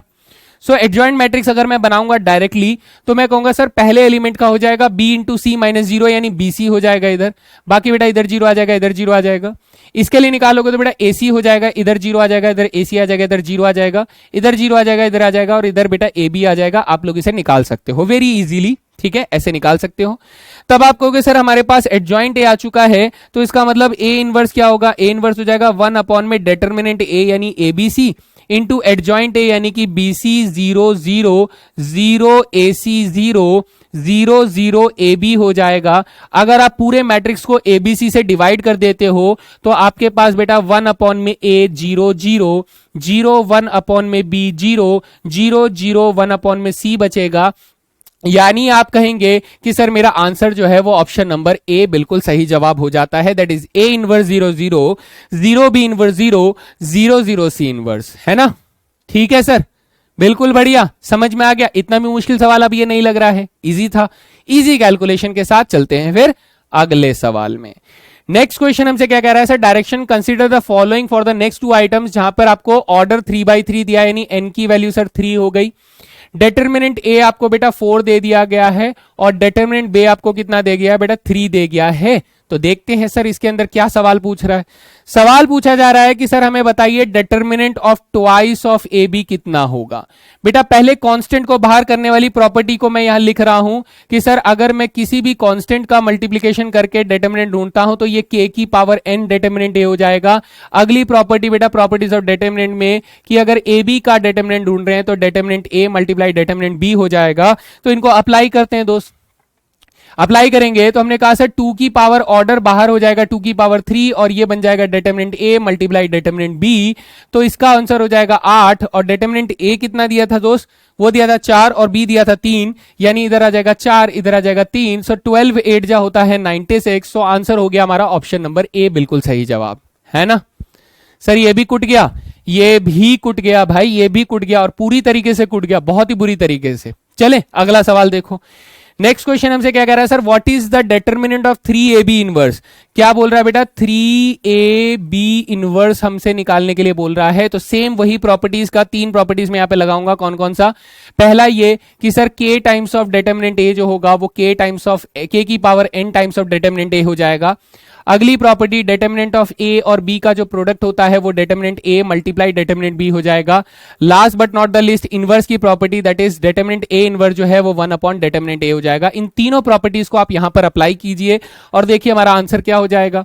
सर पहले इसको बाहर कर देंगे तो 3 की पावर 3 हो जाएगा और ये determinant a multiply determinant b inverse हो जाएगा। तो आप कहेंगे सर 3 की पावर 3 है, ये डिटर्मिनेंट a है, इसे मैं 1 अपॉन डिटर्मिनेंट b लिख सकता हूं। तो 3 की पावर 3 बेटा 27 हो जाएगा, इसका मल्टीप्लिकेशन 4 हो जाएगा और ये 1 अपॉन में 3 हो जाएगा। तो हमारा आंसर आ जाएगा 36। So option number C is the correct answer है ना। ये भी खत्म हो गया दोस्त, ये भी खत्म सर, ये भी खत्म हो गया भाई, बहुत बढ़िया। चले फिर अगले सवाल में चलें। चलो भाई अगला सवाल देखते हैं। चलो next question, next question on your screen ये रहा। ये देखिए क्या बोल रहा है कि sir if a is a square matrix of order greater than 1, यानी 1 से बड़ा है, ठीक है, then which one of the following is correct. भाई देखो मैंने आपको ये बोला था कि अगर मैं determinant constant times of a करता हूं तो ये k की power n times of determinant a हो जाएगा। यानी क्या ये कहना सही होगा कि सर अगर मैं नेगेटिव a का डिटर्मिनेंट ढूंढ रहा हूं तो वो -1 की power n times of determinant हो जाएगा। कॉमन सेंस अगर जाएगा तो बेटा आंसर ऑप्शन बी आ जाएगा। क्या आ जाएगा, आंसर ऑप्शन नंबर बी आ जाएगा। हलवा सवाल, प्रॉपर्टी को जितने बेहतर तरीके से आप समझ रहे हो उतने बेहतर तरीके से क्वेश्चन पूछे जा रहे हैं और आंसर टडा है ना, बिल्कुल बढ़िया सर, सुपर से भी ऊपर है। चलो आगे चलते हैं, अगला सवाल देखते हैं। ये रहा next question on your screen right now. A is a square matrix of order 3, यानी सर n की वैल्यू हमें 3 दे दी गई है, okay, and that it is determinant is 4, determinant a की वैल्यू सर 3 दे दी गई है, ओके, नहीं 4 दे दी गई है सर, कितनी 4 दे दी गई है, okay, then what is the determinant of its transpose. अरे हलवा सवाल यार, डिटर्मिनेंट ए ट्रांसपोज हमने प्रॉपर्टी में क्या पढ़ा था सर, डिटर्मिनेंट ए के बराबर होता है, यानी आंसर 4 होना चाहिए। तो बिल्कुल समय मत लगाइएगा, ऑप्शन नंबर डी लगा के चल पड़िएगा। बस सर लगातार प्रॉपर्टीज पे इतने क्वेश्चन पूछे गए हैं। हाँ बच्चे इतने क्वेश्चंस आते हैं, इसीलिए मैं मैट्रिसेस एंड डिटर्मिनेंट्स में प्रॉपर्टीज पर ज्यादा ध्यान देता हूं, क्योंकि भाई पोटेंशियल क्वेश्चंस यहीं से आते हैं, है ना, समझ में आ गया। चले फिर अगला सवाल करें। चलो सर अगला सवाल, नेक्स्ट क्वेश्चन हमसे क्या कह रहा है, ये कह रहा है कि सर अगर बी मैट्रिक्स इतना है तो बताइए एडजॉइंट ऑफ बी कितना होगा। बेटा मैं देखकर बता सकता हूं कि मेरा आंसर ये नहीं होगा और ये नहीं होगा। क्यों सर, क्यों नहीं होगा? भाई देखो इसके अंदर ना कॉलम 3 सर 0 0 0 है, तो इसका मतलब सर इसके दो जो कोफैक्टर्स बनकर आएंगे, कोफैक्टर्स की जो लिस्ट बनकर आएगी बेटा वो 2 कॉलम्स में 0 0 0 बनकर आएंगे। 2 कॉलम्स में 0 बनेंगे, आप बनाकर देख लीजिए, मैं आपको बनाकर दिखा देता हूं कैसे, जरा ध्यान से देखिएगा बेटा। अगर आप इसका एडजॉइंट बनाने की कोशिश करते हो या फिर आप कोफैक्टर मैट्रिक्स को पहले बनाते हो, चलो मेरे साथ साथ कोफैक्टर मैट्रिक्स को बनाओ, अंडरस्टैंडिंग बेटर होगी। सर अगर मैं पहले एलिमेंट के लिए कर रहा हूं, इसके लिए कर रहा हूं, तो ये और ये मिटा दो सर, तो क्या हो जाएगा 400 100 यानी सर 0 आ जाएगा। तो ये कितना हो गया सर, यहां पर 0 आ गया। ठीक है, इसके लिए करोगे तो इसको और इसको मिटा दो बेटा, 0 0 सर 0 आ गया। यहां पर भी क्या आ गया बेटा, 0 आ गया। फिर 0 के लिए करोगे 2 - 4 हो जाएगा, तो 2 - 4 कितना होता है सर, -2 होता है। कितना हो जाएगा बेटा, -2 होता है। ठीक है, फिर इसके लिए करोगे तो इसको और इसको हटा दो, 0 - 0 सर 0 हो गया, इधर 0 आ जाएगा। तो सिमिलरली इधर भी 0, इधर भी 0, इधर भी 0 आ जाएगा। मैं बाकी एलिमेंट्स कैलकुलेट कर देता हूं। मैं इसको कैलकुलेट करूंगा तो इसे और इसे भूल जाओ, तो बेटा 3 - 2 कितना आ जाएगा बेटा, 1 आ जाएगा, लेकिन यहां पर माइनस का साइन एक्टिवेटेड रहता है। इसके लिए निकालूंगा तो इसे और इसे भूल जाओगे तो बेटा 3 4 12 - 4, 12 - 4 बेटा 8 आ जाएगा, तो इधर 8 आ जाएगा। लेकिन सर ये वाला आंसर तो आपने काट दिया, तो बेटा ये है भी तो कोफैक्टर मैट्रिक्स ना, आपको क्या चाहिए था, आपको चाहिए था adjoint matrix. So sir adjoint matrix अगर मैं ढूंढना चाहूंगा तो क्या करूंगा, मैं एडजॉइंट मैट्रिक्स निकालने के लिए मैं कोफैक्टर मैट्रिक्स का ट्रांसपोज कर दूंगा। सो कोफैक्टर मैट्रिक्स का ट्रांसपोज क्या हो जाएगा सर, 0 0 0 इधर आ जाएंगे, दो कॉलम्स जो थे वो रो में 0 बन जाएंगे, इधर -2 -1 और 8 आ जाएगा। यानी हमारा आंसर जो जाएगा वो बेटा ऑप्शन नंबर ए बिल्कुल सही जवाब हो जाएगा। इज दैट क्लियर, सभी को समझ में आ गया दोस्त, है ना। अच्छा सवाल था, काफी इंफॉर्मेटिव आपको लगा कि सर मैं थोड़ा सा भी अगर मैंने तेज दिमाग चलाया तो मैंने 2 ऑप्शन तो पहले ही काट दिए थे, मैंने पहला ऑप्शन में लगा देता, मैं बिल्कुल लगा देता। क्यों लगा देता, क्योंकि मेरे दिमाग में था कि सर 2 कॉलम्स जो थे वो 0 आने वाले हैं, तो वो 2 कॉलम्स ट्रांसपोज होकर 2 रोज में 0 बना देंगे। तो आप देखेंगे कि सर 2 रोज में 0 आ रहे हैं, यही चीज आपको नोट करनी थी इस क्वेश्चन के अंदर, वरना आप समय लगाकर कैलकुलेट करते और उसमें भी थोड़ा टाइम तो जाता सर जाता, है ना। चले अगला सवाल, नेक्स्ट क्वेश्चन हमसे क्या कह रहा है, देखो फिर से प्रॉपर्टीज के ऊपर पूछा जा रहा है कि क्या सर ए इनवर्स का फिर से इनवर्स करे तो ए मैट्रिक्स आता है। बिल्कुल सर, ये हमारी प्रॉपर्टी है। ठीक है, अगला बोल रहा है क्या sir determinant of A inverse हमारे पास 1 डिटर्मिनेंट होता है, गिवन दैट कि डिटर्मिनेंट ए नॉन जीरो हो। ठीक है, नॉन जीरो हो तो इसकी बात हो रही है। ओके, तो ये भी सही है सर। तीसरे की बात करते बेटा, तीसरे में ये कह रहा है कि सर अगर किसी कांस्टेंट का ए इनवर्स ले लेते हैं तो सर वो लैम्डा का इनवर्स और ए का इनवर्स होता। तो पहले 2 तो सही है सर, तीसरे वाला गलत है, यानी 1 और 2 आर करेक्ट। तो option number A is the correct answer. ठीक है, करेक्ट ऑर्डर में बेटा मैंने प्रॉपर्टीज को यहां लिख दिया है। देखो प्रॉपर्टीज की टेस्टिंग कर ली गई है इस क्वेश्चन के अंदर कि आप प्रॉपर्टीज को कितना बेहतर से जानते हो। यहां पर ये बराबर लिखा होना चाहिए। क्या लिखा होना चाहिए दोस्त, ये हमारे पास बराबर लिखा होना चाहिए कि बराबर lambda times of A inverse होगा। नहीं sir, lambda inverse times of A inverse होगा, lambda inverse times of A inverse होगा। लैम्डा इनवर्स का मतलब क्या होता है बेटा, लैम्डा इनवर्स का मतलब होता है 1 में लैम्डा, है ना। नंबर्स के केस में बेटा वो रेसिप्रोकल हो जाता है। चलो आगे सर अगला सवाल देखते हैं। ये देखो बेटा, इस तरीके के सवाल अगर आप देख रहे हो तो इस तरीके के सवालों को मैंने हमेशा क्या करके सॉल्व किया है, मैं कभी इसमें कोई प्रॉपर्टी नहीं लगाता। मैं लगाता हूं कि लेट कर लो बेटा x की वैल्यू 1, y की वैल्यू 2 कर लो और z की वैल्यू बेटा आपको मन करे तो 3 कर लो, मैं -1 कर लेता हूं सो दैट कैलकुलेशन कम से कम हो। ठीक है, तो सर ऐसा करने पर हमारे पास क्या हो जाएगा दोस्त, ये जो डिटर्मिनेंट होगा ये डिटर्मिनेंट बन जाएगा x y z, x z y, यानी एक्स जेड वाई इधर आ जाएगा, वाई एक्स जेड यानी वाई एक्स जेड इधर आ जाएगा, y प्लस जेड कितना आ जाएगा बेटा 1 आ जाएगा, z प्लस एक्स बेटा 0 आ जाएगा और x प्लस वाई बेटा 3 आ जाएगा। इसका डिटर्मिनेंट कैलकुलेट कर लो दोस्त, तो आपको सर 3 - 0 3 हो जाएगा, तो यहां पर 3 आ गया, -3 इंटू -2 प्लस 6 आ जाएगा और 1 - 2 यानी -1 आ जाएगा। तो आपका आंसर आ जाएगा 6 3 9 में से 1 गए तो बेटा 8 आ जाएगा। कितना आ जाएगा दोस्त, 8 आ जाएगा। अब मेरे पास यही एक्स वाई जेड की वैल्यूज यहां रखने पर सर आंसर 8 आना चाहिए। तो देखो x माइनस वाई करोगे तो आप कहोगे सर x माइनस वाई तो -1 हो जाएगा, y माइनस जेड बेटा 3 हो जाएगा, z माइनस एक्स बेटा -2 हो जाएगा। तो इनका प्रोडक्ट करके देखो सर 3 2 जा 6 आ जाएगा, तो 6 तो आंसर नहीं आ रहा। x माइनस जेड करके देखोगे तो बेटा x माइनस जेड आपके पास 2 आ जाएगा, z माइनस एक्स करके देखोगे तो बेटा आपके पास कितना आ जाएगा, आपके पास -2 आ जाएगा। तो इनका आंसर सर -4 आ रहा है, तो ये भी गलत है। y माइनस जेड करके देखोगे तो बेटा 3 आ जाएगा, z माइनस एक्स करके देखो तो -2 आ जाएगा। तो इनका प्रोडक्ट -6 आ रहा है, तो सर ये भी आंसर नहीं होगा, यानी सर लास्ट वाला होना चाहिए। z माइनस एक्स कितना हो जाएगा बेटा -2 का होल स्क्वायर हो जाएगा, multiply x plus y plus z कर दो बेटा, x plus y plus z कितना हो जाएगा बेटा 2 हो जाएगा, है ना, 2 हो जाएगा। सर 2 का स्क्वायर 4, 4 2 जा 8 हो जाएगा, बस इतने में हमारा answer option number D will be the correct answer. तो यकीन मानो बेटा, जब भी आपको इस तरीके के क्वेश्चन पूछे जाएं तो आप एक्स वाई जेड की वैल्यू या ए बी सी की वैल्यूज अपने हिसाब से सब्सटीट्यूट कर लीजिएगा, सो दैट आप बड़े आसानी से उसको कैलकुलेट कर सकते हैं। अब इस क्वेश्चन में डिमांड क्या है, आपके डिटरमिनेंट की कैलकुलेशन बहुत फास्ट होनी चाहिए, और जब आप सब्सटीट्यूशन कर रहे हो तो आपको प्लस माइनस का खास ध्यान रखना है, कहीं यहां गलती मत कर देना। ठीक है भाई, चलो सर बात समझ में आ जाती है, नेक्स्ट क्वेश्चन की तरफ चल सकते हैं। ठीक है, नेक्स्ट क्वेश्चन चलने से पहले देख लीजिए आप इस क्वेश्चन में कहीं पर अगर कोई परेशानी अगर किसी को है तो उस हिसाब से हम लोग चल सकते हैं।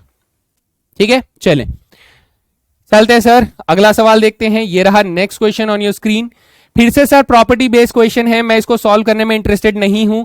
मैं क्या करूंगा, मैं लेट कर लूंगा x की वैल्यू 1 लेट कर लूंगा, y की वैल्यू 2 लेट कर लूंगा, और z की वैल्यू बेटा मैं यहां पर -1 लेट कर लेता हूं। लेट अस सपोज मैं ऐसा कुछ लेट कर लेता हूं, तो ये जो डिटरमिनेंट होगा, ये डिटरमिनेंट क्या बन जाएगा सर, ये बन जाएगा 1 1 1 तो है ही सर, ये 1 1 है, और 1 प्लस XYZ का प्रोडक्ट बेटा माइनस के 2 आ रहा है, कितना आ रहा है -2, तो ये 1 - 2 -1 बन जाएगा, इधर 1 आ जाएगा, इधर 1 आ जाएगा, इधर -1 आ जाएगा, ऐसा कुछ बन जाएगा। इस डिटरमिनेंट को सॉल्व करते हैं सर, 1 - 1 0 हो जाएगा, ठीक है, -1 -1 -2 हो जाएगा तो +2 आ जाएगा, 1 -1 1 जा 1 और +1 बेटा यहां पर भी 2 आ जाएगा, यानी सर इसका आंसर आ रहा है 4। इसका आंसर कितना आ रहा है 4। तो लेट्स चेक सर इसमें से कौन सा आंसर होना चाहिए बेटा, x plus y plus z बेटा देखो 2 हो जाएगा, 2 + 1 बेटा यहां पर 3 आ रहा है, so this is not the answer. 2xyz करोगे तो बेटा xyz हो जाएगा हमारे पास -2 और -4 आ जाएगा, तो this is not the answer. x² y² z² करोगे तो बेटा -2 का स्क्वायर हो जाएगा, तो ये आ जाएगा 4 सर, ये can be the answer. 2x² y² 4² z² करोगे तो बेटा 2 × 4 आ जाएगा, यानी ये 8 आ जाएगा, so this can not be the answer, so option number C is the correct answer. खत्म ये सवाल भी। भाई धुएं की तरह उड़ा रहे हो सर, ऐसे कैसे चलेगा, ये सवाल तो ऐसे खत्म करने हैं। तो आप देख रहे हो बेटा मेरे डिटरमिनेंट्स मजबूत हैं, मैं डिटरमिनेंट कैलकुलेशन फास्ट करता हूं, सब्स्टिट्यूशन मेरे तेज हैं कि सब्स्टिट्यूशन करने पर मेंटली कैलकुलेशन कर रहा हूं। ज्यादा लिखोगे तो बेटा समय बर्बाद होगा, बार बार बोलूंगा, कम से कम लिखें, ज्यादा से ज्यादा कैलकुलेट करें और आपका बेड़ा पार होगा। ठीक है, चले भाई अगला सवाल सर, नेक्स्ट क्वेश्चन देखते हैं। ये रहा बेटा अगला सवाल। देखो अब यहां पर ना आपसे कह रहा है कि sir the value of x बताइए, तो अब मैं यहां पर सब्स्टिट्यूशन नहीं कर सकता दोस्त, मैं नहीं कर सकता, सब्स्टिट्यूशन अलाउड ही नहीं है, क्योंकि मुझे एक्स की वैल्यू ढूंढनी है। अब अगर मैं एक्स की वैल्यू ढूंढना चाहता हूं दोस्त, तो यहां पर आप लोग इस चीज को समझें कि इसको हम कैसे करने वाले हैं। ठीक है, कैसे करने वाले हैं। आप यहां पर कहेंगे सर इस डिटरमिनेंट को खोल दें क्या, इस डिटरमिनेंट को अगर आप खोल देते हो तो यहां पर हमारे पास क्या आ जाएगा दोस्त, आप कहोगे सर सबसे पहला एलिमेंट तो 0 है तो भूल जाओ, मेरा अगला एलिमेंट x - a है तो वो नेगेटिव कोएफिशिएंट के साथ रहेगा, और इसका प्रोडक्ट किसके साथ हो जाएगा सर, ये हो जाएगा 0 और ये है ना, 0 और ये, यानी यहां पर आ जाएगा माइनस में x - c multiply x + b आ जाएगा। ओके सर, ये हो गया। अगला कोफिशिएंट मेरे पास आ जाएगा x - b आ जाएगा, और इसका कोफिशिएंट क्या हो जाएगा सर, इसका कोफिशिएंट हो जाएगा x + a × x + c -0, यानी इधर आ जाएगा x + a × x + c, x + a × x + c, ये आ जाएगा। अब मेरे दोस्त इसे समझिए, इसकी टोटल वैल्यू जो है वो हमें क्या दी जा रही है, 0 दी जा रही है। जरा ध्यान से देखिए बेटा, 0 दी जा रही है, तो अब हम ये कहेंगे कि सर अगर x की वैल्यू a है, अगर x की वैल्यू a है तो सर ये तो 0 बन जाएगा और ये 0 बन जाएगा, तो इसे भी j रूल बना के ले डूबेगा। लेकिन सर यहां 0 नहीं बन रहा है, यहां 0 नहीं बन रहा है, ये 0 नहीं बनेगा बेटा, ये a - b multiply 2a multiply a + c जैसा कोई स्ट्रक्चर बनेगा, लेकिन ये कंप्लीटली 0 नहीं बनेगा, बिकॉज सर a और b और c तीनों नॉन जीरो हैं, तो ये कभी भी एक दूसरे को कैंसल आउट नहीं करके 0 नहीं बनाएंगे।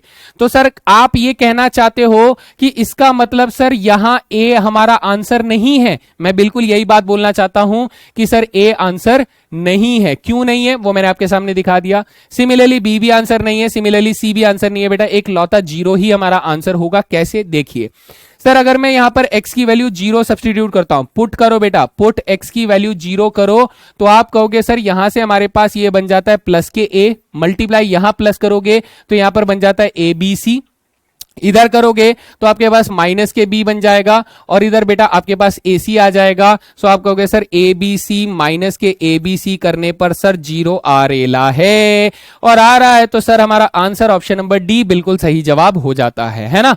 थोड़ी सी समझदारी, थोड़ी सी सूझबूझ और बड़े प्यार से इस क्वेश्चन को क्रैक कर पा रहे हो, लेकिन अगर आप यहां पर स्मार्टनेस नहीं दिखाओगे तो यह क्वेश्चन आपको बहुत परेशान कर सकता है। यकीनन बेटा मैंने थोड़ी देर सोचा था, जब मैंने इस क्वेश्चन को पहली बार सॉल्व किया था तो मैंने थोड़ी देर सोचा था कि भाई ऐसा क्या करने को मिलेगा, क्योंकि जब आप इस क्वेश्चन को पहली बार देखोगे तो आपको लगेगा कि रो एलिमेंट्री ऑपरेशन या कॉलम एलिमेंट्री ऑपरेशंस लगाए जाएं, उससे कुछ सिंप्लीफाई हो जाए, लेकिन यकीनन इस क्वेश्चन को सॉल्व करने का इससे बेहतर तरीका शायद आपके पास और कहीं नहीं होगा, है ना। चलें फिर अगला सवाल sir. Yes sir, next question. चलो अगला सवाल क्या कह रहा है कि सर m बराबर ये है, n बराबर ये है, then what is the value of the determinant m cos theta minus n sin theta. बेटा देखो m मैट्रिक्स और n मैट्रिक्स हमें दिया गया है, तो अगर मैं इसको cos थीटा से मल्टीप्लाई करूंगा यानी m cos थीटा अगर करूंगा तो ये मैट्रिक्स बन जाएगा मेरे पास cos theta into 1 cos theta into 0 0 0 और यहां पर cos थीटा आ जाएगा। ठीक है सर, माइनस इसने मुझे बोला n साइन थीटा करने के लिए, तो बेटा माइनस कर दूंगा n साइन थीटा तो 0, यहां आ जाएगा साइन थीटा, यहां पर आ जाएगा माइनस के साइन थीटा और यहां पर आ जाएगा 0। इन दोनों का डिफरेंस कितना हो जाएगा दोस्त, इन दोनों का डिफरेंस हो जाएगा cos theta minus sine theta, यहां पर आ जाएगा साइन थीटा और यहां पर आ जाएगा cos थीटा, है ना। बेटा इसका डिटरमिनेंट निकालने के लिए बोल रहा है, ये कौन सा मैट्रिक्स आ गया, ये आ गया, तो हमें डिटरमिनेंट मांग रहा है कि sir m cos theta minus n sin theta का डिटरमिनेंट बता दीजिए। बेटा डिटरमिनेंट आ जाएगा cos square theta plus sine square theta, answer आ जाएगा 1। तो option number C is the correct answer. था ये भी हलवा सवाल सर, एकदम हलवा सवाल था, बहुत ही आसानी से खत्म हो गया। तो खत्म करते हैं फिर आगे के सवालों को भी खत्म करते हैं। भाई कितना टाइम लेंगे, इससे ज्यादा टाइम लेने की जरूरत ही नहीं है ना। यहां देखे बेटा अगला सवाल हमारे पास है, the system of equations this and this has no solution sir, बिल्कुल नो सोल्यूशन बोल रहा है। नो सोल्यूशन कब होता है बेटा, नो सोल्यूशन तब होता है जब हमारे पास डिटरमिनेंट a की वैल्यू जो होती है वो 0 होती है। कब होती है बेटा, डिटरमिनेंट a की वैल्यू 0 होती है, ये तब हमारे पास नो सोल्यूशन आता है। लेकिन सर डिटरमिनेंट a की वैल्यू 0 तो इनफिनाइट सोल्यूशन में भी आता है। इसके साथ हम बोलेंगे कि सर एडजॉइंट a मैट्रिक्स का डिटरमिनेंट b मैट्रिक्स के साथ प्रोडक्ट हमारे पास क्या आना चाहिए, नॉन जीरो आना चाहिए, ये वो बोलना चाहता है। ठीक है, ये हमारा नो सॉल्यूशन की कंडीशन होती है। लेट्स चेक कि सर इसके अंदर क्या होना चाहिए, उतने में हमें आइडिया लग जाएगा। हमने कहा सर हम लोग अगर यहां पर ए मैट्रिक्स बनाते हैं तो ए मैट्रिक्स हमारा बन जाएगा कॉफिशिएंट्स का मैट्रिक्स, यानी इसकी इक्वेशन में कॉफिशिएंट्स क्या है, k11 कितना है, k11। इसकी इक्वेशन में कॉफिशिएंट कितना है, 1k1, तो ये 1k1। इसकी इक्वेशन में कितना है कॉफिशिएंट, 11k, कितना है दोस्त, 1k है। अगर मैं डिटरमिनेंट a निकालता हूं तो मुझे उसे किसके बराबर रखना है, 0 के बराबर। So what is the determinant k, आप कहोगे सर ये हो जाएगा k multiply k square minus 1 हो जाएगा, फिर आ जाएगा -1 मल्टीप्लाई बेटा यहां पर आ जाएगा k -1 आ जाएगा, so this is k -1 plus बेटा हमारे पास आ जाएगा 1 - k आ जाएगा, so this will be 1 - k equal to 0। अब बच्चा अगर मैं k -1 कॉमन ले लेता हूं इसके अंदर में से, तो पहले वाले टर्म में आपको k इंटू k प्लस 1 बचेगा, अगले वाले टर्म में आपको -1 बचेगा और अगले वाले टर्म में बेटा आपको +1 बचेगा। कितना बचेगा, अगेन -1 बचेगा क्योंकि वो उसका नेगेटिव है। तो इसका मतलब सर k बराबर 1 तो हमारा सॉल्यूशन आ जाएगा ना। अगर मैं ये वाला सॉल्यूशन ले लूं और ये वाला सॉल्यूशन क्या हो जाएगा, k square plus k -2, k square plus k -2 हमारे पास बेटा 0 हो जाएगा। इसको फैक्टर करोगे तो आप कहोगे सर ये k +2 और k -1 में ये स्प्लिट अप हो जाएगा। सो आप कहेंगे सर यहां से सॉल्यूशन आ जाता है, या तो k की वैल्यू 1 हो जाए या तो k की वैल्यू -2 हो जाए, इन कंडीशंस में आ जाएगा। तो सर अब बात आती है कि हम लोग k बराबर 1 एक सॉल्यूशन लें या फिर k बराबर -2 एक सॉल्यूशन लें, ये सबसे बड़ा कंफ्यूजन है। सर सबसे बड़ा कंफ्यूजन है तो हम लोग 1 को तो काट देते हैं, 0 को भी काट देते हैं, -1 को काट देते हैं, -2 को हम लोग सॉल्यूशन ले लेंगे। क्यों ले लेंगे सर, -2 क्यों सॉल्यूशन ले लेंगे, बेटा 1 लेकर देखो, अगर आप 1 लोगे तो आपकी जो इक्वेशंस थे k की वैल्यू 1 लोगे तो आपके इक्वेशंस क्या बन जाएंगे बेटा, x plus y plus z बराबर क्या बन जाएगा दोस्त, x plus y plus z बराबर 1 बन जाएगा। दूसरे में आपके पास x plus y plus z जो होगा वो भी बेटा 1 बन जाएगा, तीसरे में भी x plus y plus z बराबर 1 बन जाएगा। सो ये तीनों इक्वेशन सेम है सर, इसका मतलब इसमें इनफाइनाइट सॉल्यूशंस आ रहे होंगे। क्या आ रहे होंगे दोस्त? इसमें इनफाइनाइट सॉल्यूशंस आ रहे होंगे, लेकिन हमें क्या चाहिए था? हमें सर नो सॉल्यूशन चाहिए था, इसीलिए k बराबर 1 को इग्नोर किया और k बराबर -2 को पिक कर लिया। ठीक है, ये कब आया सर? ये जब हम लोगों ने k की वैल्यू 1 ली, ये नो सॉल्यूशन की जगह इनफाइनाइट नंबर ऑफ सॉल्यूशंस दे रहा है, तीनों इक्वेशन सेम है, तो सर ये वाला इसीलिए इग्नोर कर दिया जाता है। डन भाई, बढ़िया सर। चलो, सभी को समझ में आ रहा है, मजा भी आ रहा होगा। चलते हैं अगले सवाल पे। नेक्स्ट क्वेश्चन हमारे पास क्या है? Which of the following are correct in respect of the system of linear equation. चलिए देखते हैं, यहां पे हम लोग निकालते हैं दोस्त। हमारे पास जो ए मैट्रिक्स होगा, कोफिशिएंट्स वाला मैट्रिक्स, वो क्या क्या हो जाएगा सर? 1 1 1 हो जाएगा, फिर 1 -1 2 हो जाएगा, है ना? ठीक से लिखते हैं सर, 1 -1 2 हो जाएगा, और उसके बाद हमारे पास 3 -1 5 हो जाएगा, 3 -1 5 हो गया। ये ए मैट्रिक्स हो गया। तो ये कह रहा है they have no solution if k बराबर 15, they have infinite many solution if k बराबर 20 and they have unique solution if k बराबर 25।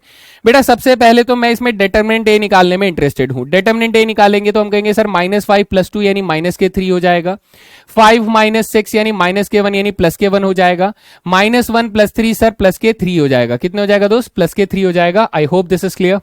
-1 +k3 सर +k2 हो जाएगा ना, +k2 हो जाएगा, और ये आ जाएगा 0। सर अगर डिटर्मिनेंट a की वैल्यू 0 आ गई, डिटर्मिनेंट a की वैल्यू 0 आ गई, इसका मतलब सर इससे दो कंडीशन निकले होंगे, या तो सर नो सॉल्यूशन होगा, या तो क्या होगा बेटा? नो सॉल्यूशन होगा, या तो सर इनफिनाइट सॉल्यूशन होगा। लेकिन यूनिक सॉल्यूशन तो आएगा ही नहीं दोस्त, है ना? यूनिक सॉल्यूशंस तो आएगा ही नहीं। तो सर हमारा थर्ड स्टेटमेंट क्लियरली गलत है। सर थर्ड स्टेटमेंट गलत है तो ये भी गलत हो गया, ये भी गलत हो गया, ये भी गलत हो गया, और टडा बोल के बेटा मैं ऑप्शन नंबर 1 के साथ चल पड़ूंगा। ऑप्शन नंबर 1 लगा के मैं इस क्वेश्चन को एकदम से खत्म कर दूंगा। लेकिन अगर मैं इस क्वेश्चन को पूरा सॉल्व करना चाहता हूं तो सर कैसे सॉल्व होगा वो भी एक बार बता देते तो बढ़िया होता। अब बेटा अगर मैं k की वैल्यू 15 ले लेता हूं तो मेरे सेट ऑफ इक्वेशंस क्या बन जाएंगे? सर मेरा a मैट्रिक्स तो अभी भी उतना ही है ना? कितना है बेटा? 1 1 1 1 -1 2 हो जाएगा, और 3 -1 और 5 हो जाएगा, ये हमें दिया हुआ है। और जो हमारा b मैट्रिक्स होगा यानी साइड वाले नंबर्स का मैट्रिक्स, जैसे कि यहां पर दिया हुआ है बेटा 6 दिया हुआ है, यहां पर 8 दिया हुआ है, और यहां पर बेटा k दिया हुआ है। कितना दिया हुआ है? 8 6 और k दिया है। तो सर 8 6 और k की वैल्यू बेटा मैंने क्या रख ली? 15 रख ली, फॉर k बराबर 15, फॉर k बराबर 15 के लिए मैं बोल रहा हूं। तो इस कंडीशन में बेटा आप लोग चेक क्या करोगे? चेक करना, ठीक है, ये आप लोगों के लिए होमवर्क है कि सर एडजॉइंट a मैट्रिक्स और बी मैट्रिक्स का प्रोडक्ट नॉन जीरो है या नहीं है। अगर ये नॉन जीरो आया तो सर पहला स्टेटमेंट सही है, यानी नो सॉल्यूशन आ जाएगा। और फिर जब आप के की वैल्यू बस से 20 रखोगे, के की वैल्यू 20 रखोगे, तो इस कंडीशन में आपका ए मैट्रिक्स क्या है? ए मैट्रिक्स तो सर अभी भी उतना ही है, 1 1 1 1 -1 2 3 -1 5 हो जाएगा। इस कंडीशन में बेटा बी मैट्रिक्स आपका क्या बन जाएगा? बी मैट्रिक्स बन जाएगा 8 6 और यहां पर 20 आ जाएगा फॉर के बराबर 20 के लिए, है ना? के बराबर 20 के लिए आप लोग ऐसे चेक करोगे। तब आप क्या चेक करना दोस्त? तब आप ये चेक करना कि सर इस कंडीशन में एडजॉइंट ए का प्रोडक्ट अगर बी के साथ किया जाए तो क्या सर जीरो मैट्रिक्स आ रहा है? और अगर जीरो मैट्रिक्स आ रहा है तो हमारा सेकंड स्टेटमेंट सही हो जाएगा। तो ये इस तरीके से 1 और 2 हमारा सही हो जाएगा। Now this is your homework. मैं यहां पर इसको नहीं कैलकुलेट कर रहा हूं because it will take time, जबकि मेरा आंसर तो आ चुका है दोस्त। मेरा आंसर ऑप्शन नंबर ए आ चुका है। सर थर्ड स्टेटमेंट गलत है, तीनों में 3 डाल रखा है, तो सर काट दो, काट दो भाई, काट दो। सो 1 और 2 इज द करेक्ट आंसर। चलें आगे, चलो sir. And this is the last question दोस्त, this is the last question. ये बहुत ही बढ़िया तरीके से हम लोग यहां पर इस क्वेश्चन को खत्म करेंगे, बड़े प्रेम के साथ खत्म करेंगे। तो लीजिए बेटा, हमारे पास ए मैट्रिक्स कितना है सर? ए मैट्रिक्स का डिटरमिनेंट ही निकाल दो ना सीधा, लिखने में समय क्यों बर्बाद कर रहे हो? तो ये हो जाएगा 2 1 - के 3, ये हो जाएगा 3 - के 2 2 हो जाएगा, ये हमारे पास 5 - के 3 - के 1 हो जाएगा। तो लेट्स सॉल्व। सर ये हो जाएगा 2 + 6 यानी 8 2 जा 16 हो जाएगा, -3 -10 -13 प्लस के 13 हो जाएगा, 3 3 जा -9 + 10 + 1 हो जाएगा। तो यहां पर माइनस के कितना हो जाएगा दोस्त? ये माइनस के 9 प्लस के 10 यानी माइनस के 3 आ जाएगा, इतना आ जाएगा। तो आप कहोगे सर 26 और 13 मिलाकर हुए 29 में से 3 गए तो 26 आ जाएगा, जो कि एक नॉन जीरो नंबर है, यानी डिटरमिनेंट ए जो है वो नॉन जीरो है। सो इसका मतलब सर इसका आंसर क्या होगा, यूनिक सॉल्यूशन होगा। क्या होगा सर, यूनिक सॉल्यूशन। फिर आप में से एक बच्चा मुझे बोलेगा कि सर यूनिक सॉल्यूशन की जगह ट्रिवियल सॉल्यूशन भी तो हो सकता है ना। यहां से एक और कंडीशन निकल सकती है सर, ट्रिवियल सॉल्यूशन भी निकल सकती है। ट्रिवियल सॉल्यूशन में भी तो sir determinant A non zero ही होता है ना, ट्रिवियल सॉल्यूशन भी तो हो सकता है। तो हम लोग यूनिक सॉल्यूशन ही क्यों बोले बेटा? सबसे पहली बात तो देखो, आपको ट्रिवियल सॉल्यूशन दिया नहीं गया है तो इनकंसिस्टेंट हम लोग बोल नहीं सकते। Sir consistent with unique solution, हमारा ये आंसर सही होना चाहिए। कंसिस्टेंट विद इनफिनाइट सॉल्यूशन ये हो नहीं सकता, क्योंकि सर इसकी कंडीशन में भी डिटरमिनेंट ए जीरो होना चाहिए। ये कह रहा है कि sir has it solution lying along x axis in 3 dimensional 3 dimensional, यानी ये कह रहा है कि एक्स कॉमा जीरो के फॉर्मेट में मेरा आंसर होगा। सर ये भी गलत है, ये भी गलत है। तो इतने में हमारा आंसर आ गया। सर ये ट्रिवियल वाला केस क्या है बेटा? ट्रिवियल वाले के केस के लिए आपका जो ट्रिवियल सॉल्यूशन का कंडीशन होता है, इसके कंडीशन में आपको यह ध्यान रखना है कि सर बी मैट्रिक्स क्या होना चाहिए, 0 0 0 होना चाहिए। जबकि आप देखोगे कि सर बी मैट्रिक्स 0 0 0 नहीं है, 0 0 0 नहीं है, यानी यहां पर यूनिक सॉल्यूशन सर सिर्फ इसलिए बन रहा है क्योंकि यहां पर हमारे पास जो बी मैट्रिक्स है वो 0 0 0 की जगह 5 5 16 दिया गया है। So that is why it will have confirmed unique solution होना चाहिए। क्या होना चाहिए सर? यूनिक सॉल्यूशन होना चाहिए। और इसी के साथ बेटा ये लास्ट क्वेश्चन था, और मुझे लगता है कि भाई हम लोगों ने काफी अच्छे से एक्सप्लेनेशन किया है। डिटरमिनेंट के सभी प्रॉपर्टीज हो, एडजॉइंट हो, इनवर्स हो, कोफैक्टर्स हो, हर एक चीज। क्रेमर्स रूल की तो बात ही मत पूछो भाई, मजा आ गया है ना। तो अब आप लोगों को क्या करना है सर? प्रैक्टिस। क्या करना है? प्रैक्टिस। तो ज्यादा से ज्यादा प्रैक्टिस करें बेटा, और जो प्रॉपर्टीज मैंने आप लोगों को याद करने के लिए बोले हैं उन प्रॉपर्टीज को सीरियसली लीजिएगा। यकीनन अगर प्रीवियस ईयर क्वेश्चंस में आए हैं तो आने वाले टाइम में भी प्रॉपर्टीज के ऊपर क्वेश्चंस पूछे जाने के चांसेस बहुत बहुत ज्यादा हैं। तो that was all guys, that was all. ये था हमारा मेट्रिसेस एंड डिटरमिनेंट्स का पार्ट 2। पार्ट 1 और पार्ट 2 को मिलाकर हम लोगों ने काफी अच्छे से एक्सप्लेनेशन किया है। अब आपकी बाजी है कि इसमें से पूछे जाने वाले सवालों को हम लोग धुएं की तरह उड़ा दें। और इसी के साथ ये सेशन यहां पर किया जाता है खत्म। मिलते हैं अगले सेशन में, तब तक के लिए जय हिंद दोस्तों।